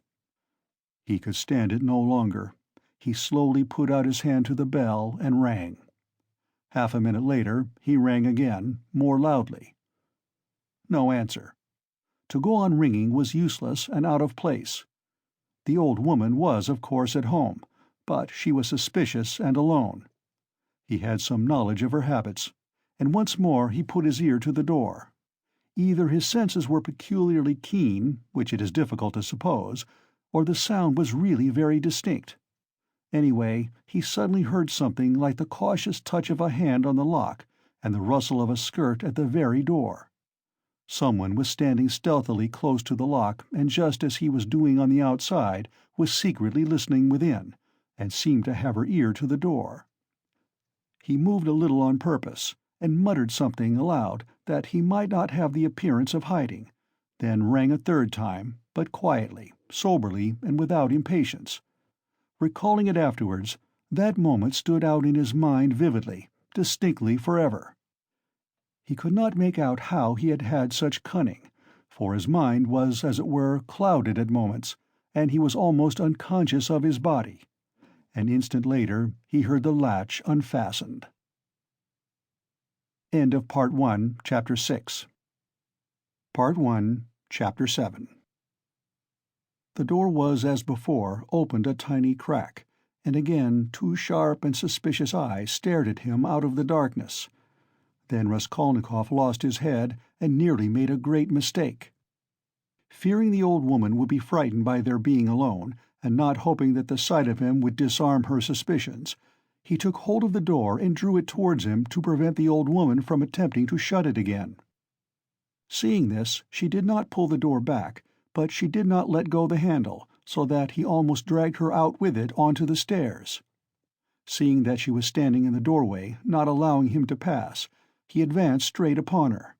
She stepped back in alarm, tried to say something, but seemed unable to speak and stared with open eyes at him. "Good evening, Alyona Ivanovna," he began, trying to speak easily, but his voice would not obey him. It broke and shook. "I have brought something, but we'd better come in, to the light." And leaving her, he passed straight into the room uninvited. The old woman ran after him. Her tongue was unloosed. "Good heavens! What is it? Who is it? What do you want?" "Why, Alyona Ivanovna, you know me, Raskolnikov. Here, I brought you the pledge I promised the other day." And he held out the pledge. The old woman glanced for a moment at the pledge, but at once stared in the eyes of her uninvited visitor. She looked intently, maliciously, and mistrustfully. A minute passed. He even fancied something like a sneer in her eyes, as though she had already guessed everything. He felt that he was losing his head, that he was almost frightened, so frightened that if she were to look like that and not say a word for another half-minute, he thought he would have run away from her. "Why do you look at me as though you did not know me?" he said suddenly, also with malice. "Take it if you like. If not, I'll go elsewhere. I am in a hurry." He had not even thought of saying this, but it was suddenly said of itself. The old woman recovered herself, and her visitor's resolute tone evidently restored her confidence. "But why, my good sir, all of a minute? What is it?" she asked, looking at the pledge. "The silver cigarette case. I spoke of it last time, you know." She held out her hand. "But how pale you are, to be sure! And your hands are trembling, too. Have you been bathing, or what?" "Fever," he answered abruptly. "You can't help getting pale, if you've nothing to eat," he added, with difficulty articulating the words. His strength was failing him again. But his answer sounded like truth. The old woman took the pledge. "What is it?" she asked once more, scanning Raskolnikov intently, and weighing the pledge in her hand. "A thing. Cigarette case. Silver. Look at it." "It does not seem somehow like silver. How has he wrapped it up?" Trying to untie the string and turning to the window, to the light, all her windows were shut, in spite of the stifling heat, she left him altogether for some seconds and stood with her back to him. He unbuttoned his coat and freed the axe from the noose, but did not yet take it out altogether, simply holding it in his right hand under the coat. His hands were fearfully weak. He felt them every moment growing more numb and more wooden. He was afraid he would let the axe slip and fall. A sudden giddiness came over him. "But what has he tied it up like this for?" the old woman cried with vexation, and moved towards him. He had not a minute more to lose. He pulled the axe quite out, swung it with both arms, scarcely conscious of himself, and almost without effort, almost mechanically, brought the blunt side down on her head. He seemed not to use his own strength in this, but as soon as he had once brought the axe down, his strength returned to him. The old woman was always bareheaded. Her thin, light hair, streaked with gray, thickly smeared with grease, was plaited in a rat's tail and fastened by a broken horn-comb which stood out on the nape of her neck. As she was so short, the blow fell on the very top of her skull. She cried out, but very faintly, and suddenly sank all of a heap on the floor, raising her hands to her head. In one hand she still held the pledge. Then he dealt her another and another blow with the blunt side and on the same spot. The blood gushed as from an overturned glass. The body fell back. He stepped back, let it fall, and at once bent over her face. She was dead. Her eyes seemed to be staring out of their sockets. The brow and the whole face were drawn and contorted convulsively. He laid the axe on the ground near the dead body and felt at once in her pocket, trying to avoid the streaming body, the same right-hand pocket from which she had taken the key on his last visit. He was in full possession of his faculties, free from confusion or giddiness, but his hands were still trembling. He remembered afterwards that he had been particularly collected and careful, trying all the time not to get smeared with blood. He pulled out the keys at once. They were all as before, in one bunch on a steel ring. He ran at once into the bedroom with them. It was a very small room with a whole shrine of holy images. Against the other wall stood a big bed, very clean and covered with a silk patchwork wadded quilt. Against a third wall was a chest of drawers. Strange to say, so soon as he began to fit the keys into the chest, so soon as he heard their jingling, a convulsive shudder passed over him. He suddenly felt tempted again to give it all up and go away. But that was only for an instant. It was too late to go back. He positively smiled at himself when suddenly another terrifying idea occurred to his mind. He suddenly fancied that the old woman might still be alive and might recover her senses. Leaving the keys in the chest, he ran back to the body, snatched up the axe and lifted it once more over the old woman, but did not bring it down. There was no doubt that she was dead. Bending down and examining her again more closely, he saw clearly that the skull was broken and even battered in on one side. He was about to feel it with his finger, but drew back his hand, and indeed it was evident without that. Meanwhile there was a perfect pool of blood. All at once he noticed a string on her neck. He tugged at it, but the string was strong and did not snap, and besides, it was soaked with blood. He tried to pull it out from the front of the dress, but something held it and prevented its coming.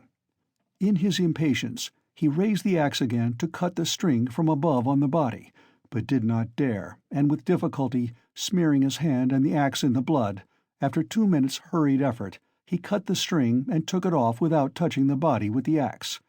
He was not mistaken, it was a purse.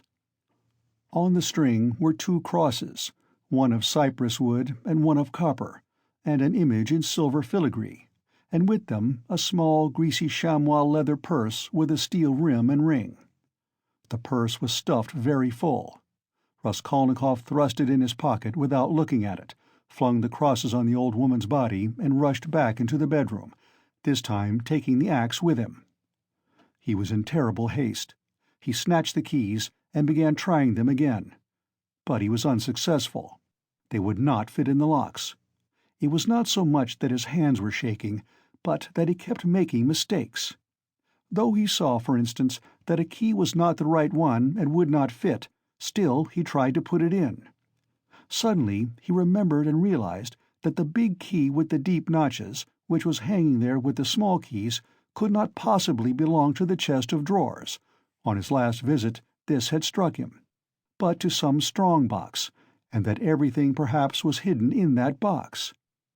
He left the chest of drawers, and at once felt under the bedstead, knowing that old women usually keep boxes under their beds. And so it was. There was a good-sized box under the bed, at least a yard in length, with an arched lid covered with red leather and studded with steel nails. The notched key fitted at once and unlocked it. At the top, under a white sheet, was a coat of red brocade lined with hareskin. Under it was a silk dress, then a shawl, and it seemed as though there was nothing below but clothes. The first thing he did was to wipe his blood-stained hands on the red brocade. "It's red, and on red blood will be less noticeable," the thought passed through his mind. Then he suddenly came to himself. "Good God, am I going out of my senses?" he thought with terror. But no sooner did he touch the clothes than a gold watch slipped from under the fur coat. He made haste to turn them all over. There turned out to be various articles made of gold among the clothes, probably all pledges, unredeemed or waiting to be redeemed, bracelets, chains, earrings, pins, and such things. Some were in cases, others simply wrapped in newspaper, carefully and exactly folded and tied round with tape. Without any delay he began filling up the pockets of his trousers and overcoat without examining or undoing the parcels and cases. but he had not time to take many. He suddenly heard steps in the room where the old woman lay. He stopped short and was still as death. But all was quiet, so it must have been his fancy. All at once he heard distinctly a faint cry, as though someone had uttered a low, broken moan. Then again dead silence for a minute or two. He sat squatting on his heels by the box and waited, holding his breath. Suddenly he jumped up, seized the axe, and ran out of the bedroom. In the middle of the room stood Lizaveta with a big bundle in her arms. She was gazing in stupefaction at her murdered sister, white as a sheet and seeming not to have the strength to cry out. Seeing him run out of the bedroom, she began faintly quivering all over like a leaf. A shudder ran down her face. She lifted her hand, opened her mouth, but still did not scream. She began slowly backing away from him into the corner, staring intently, persistently at him, but still uttered no sound, as though she could not get breath to scream. He rushed at her with the axe. Her mouth twitched piteously, as one sees babies' mouths, when they begin to be frightened, stare intently at what frightens them and are on the point of screaming. And this hapless Lizaveta was so simple, and had been so thoroughly crushed and scared, that she did not even raise a hand to guard her face, though that was the most necessary and natural action at the moment, for the axe was raised over her face. She only put up her empty left hand, but not to her face, slowly holding it out before her as though motioning him away. The axe fell with the sharp edge just on the skull and split at one blow all the top of the head. She fell heavily at once. Raskolnikov completely lost his head. Snatching up her bundle, dropped it again, and ran into the entry. Fear gained more and more mastery over him, especially after this second, quite unexpected murder. He longed to run away from the place as fast as possible. And if at that moment he had been capable of seeing and reasoning more correctly, if he had been able to realize all the difficulties of his position, the hopelessness, the hideousness, and the absurdity of it, if he could have understood how many obstacles, and perhaps crimes he had still to overcome or to commit, to get out of that place and to make his way home, it is very possible that he would have flung up everything, and would have gone to give himself up, and not from fear, but from simple horror and loathing of what he had done. The feeling of loathing especially surged up within him and grew stronger every minute. He would not now have gone to the box or even into the room for anything in the world. But a sort of blankness, even dreaminess, had begun by degrees to take possession of him. At moments he forgot himself, or rather forgot what was of importance, and caught at trifles. Glancing, however, into the kitchen and seeing a bucket half full of water on a bench, he bethought him of washing his hands and the axe. His hands were sticky with blood. He dropped the axe with the blade in the water, snatched a piece of soap that lay in a broken saucer on the window, and began washing his hands in the bucket. When they were clean, he took out the axe, washed the blade, and spent a long time, about 3 minutes, washing the wood where there were spots of blood, rubbing them with soap. Then he wiped it all with some linen that was hanging to dry on a line in the kitchen, and then he was a long while attentively examining the axe at the window. There was no trace left on it, only the wood was still damp. He carefully hung the axe in the noose under his coat. Then, as far as was possible, in the dim light in the kitchen, he looked over his overcoat, his trousers, and his boots. At the first glance there seemed to be nothing but stains on the boots. He wetted the rag and rubbed the boots.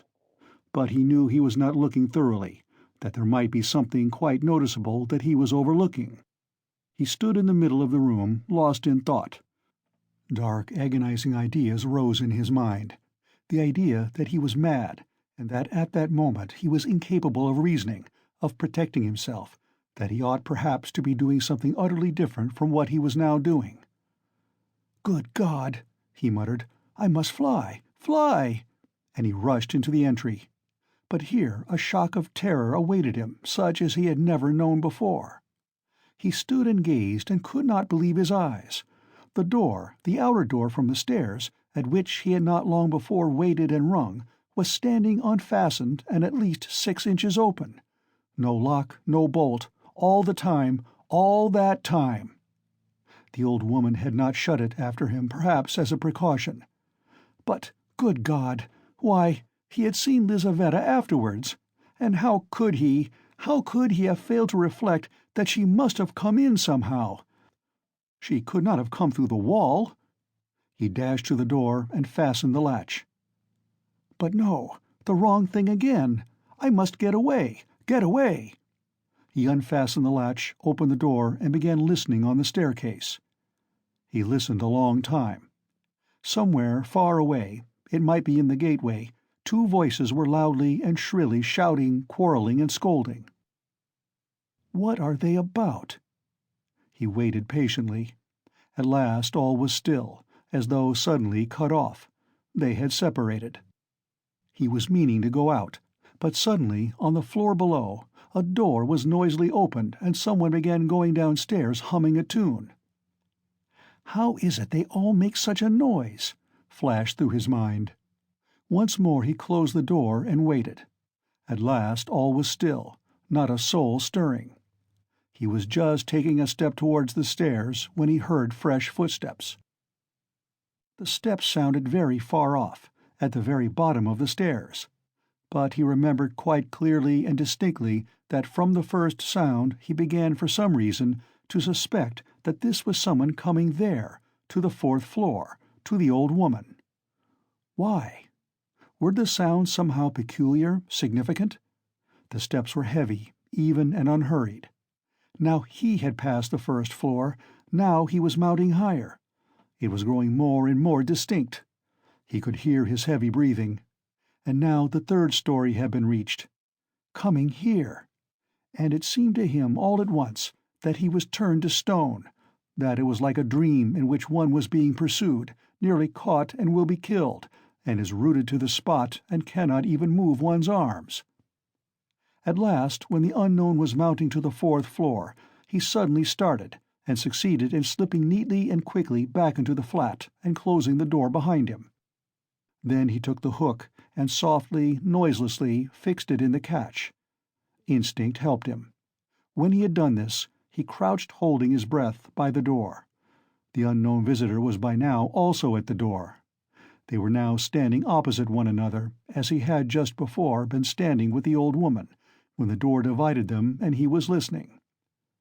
The visitor panted several times.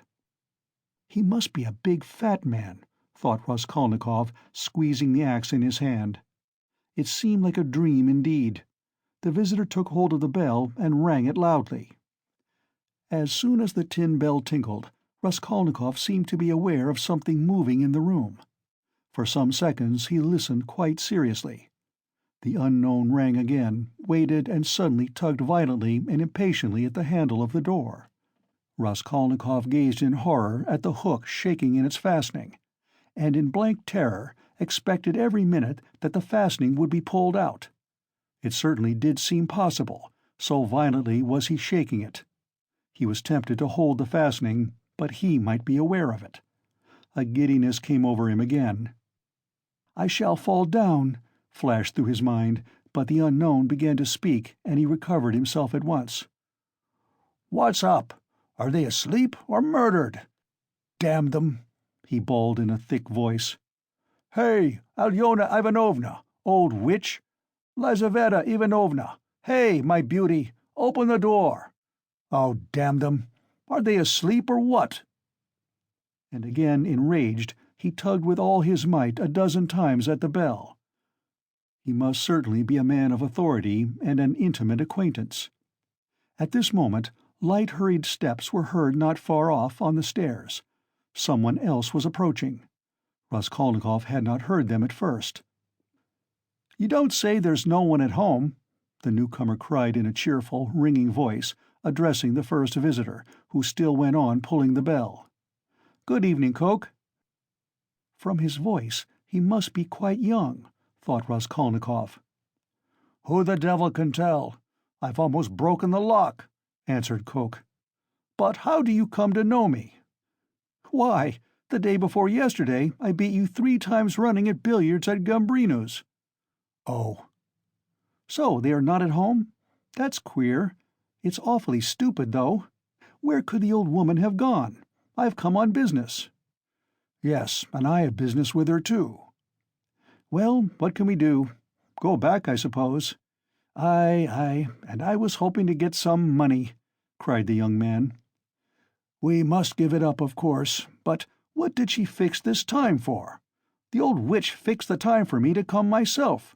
It's out of my way. And where the devil she can have got to, I can't make out.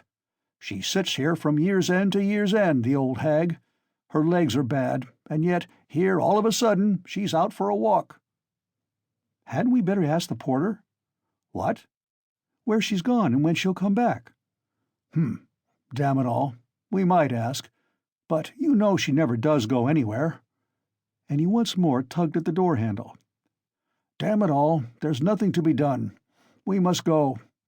"Stay," cried the young man suddenly. "Do you see how the door shakes if you pull it?" "Well?" "That shows it's not locked, but fastened with the hook. Do you hear how the hook clanks?" "Well?" "Why, don't you see? That proves that one of them is at home.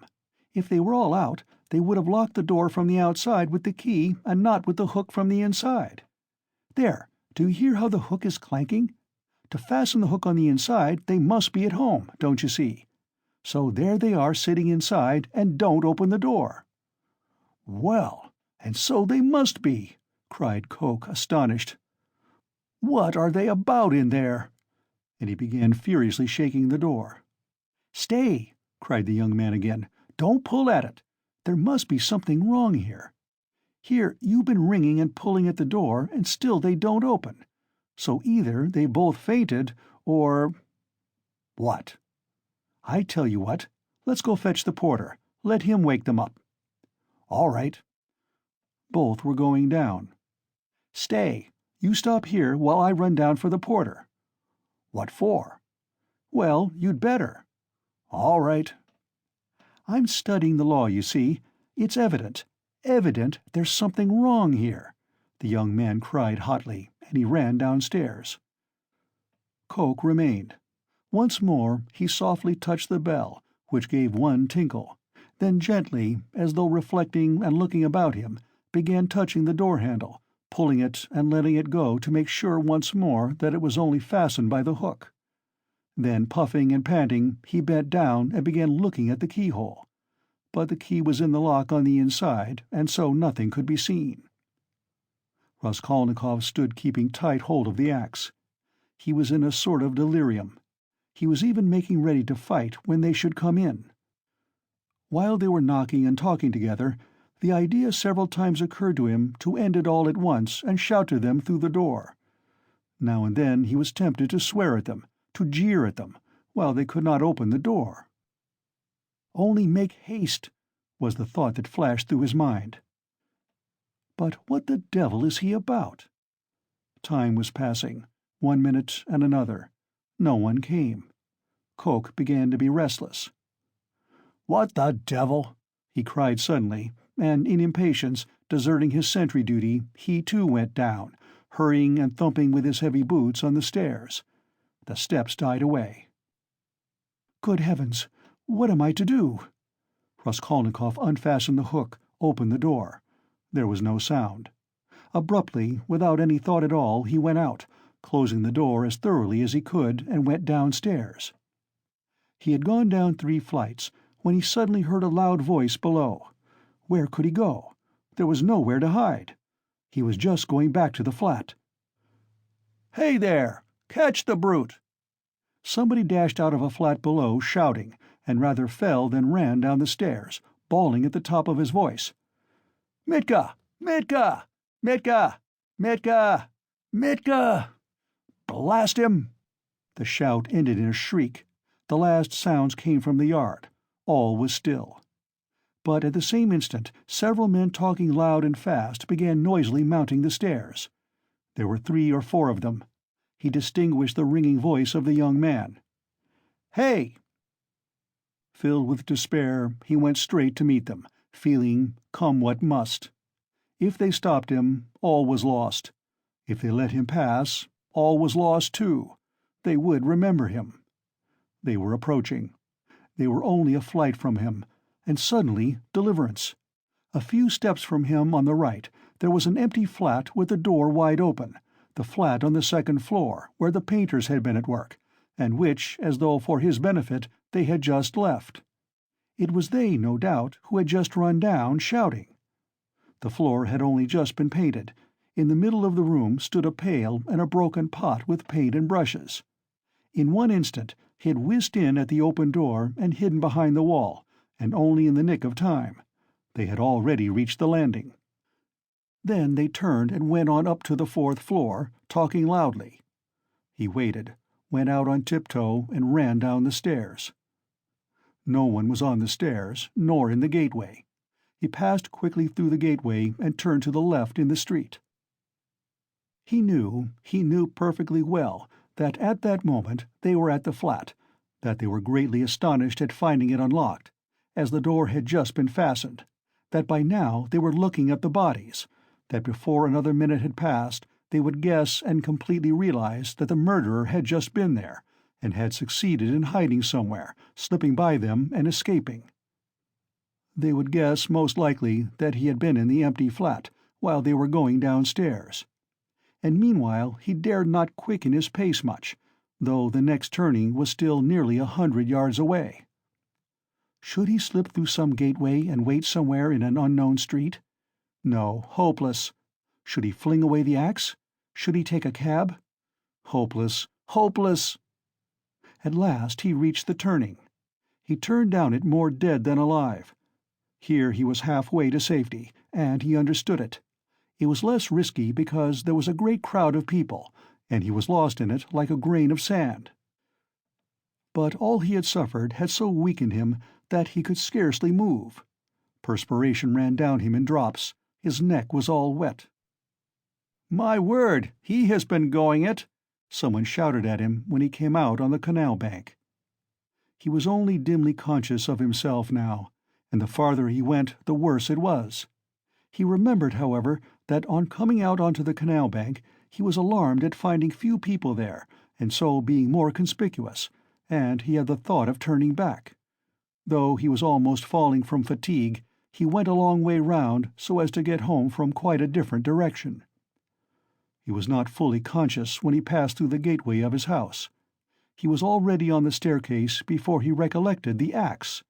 And yet he had a very grave problem before him, to put it back and to escape observation as far as possible in doing so. He was, of course, incapable of reflecting that it might perhaps be far better not to restore the axe at all, but to drop it later on in somebody's yard. But it all happened fortunately. The door of the porter's room was closed but not locked, so that it seemed most likely that the porter was at home. But he had so completely lost all power of reflection that he walked straight to the door and opened it. If the porter had asked him, "What do you want?" he would perhaps have simply handed him the axe. But again the porter was not at home, and he succeeded in putting the axe back under the bench and even covering it with the chunk of wood as before. He met no one, not a soul afterwards, on the way to his room. The landlady's door was shut. When he was in his room, he flung himself on the sofa just as he was. He did not sleep, but sank into blank forgetfulness. If anyone had come into his room then, he would have jumped up at once and screamed. Scraps and shreds of thoughts were simply swarming in his brain, but he could not catch at one, he could not rest on one, in spite of all his efforts. End of Part 1, Chapter 7.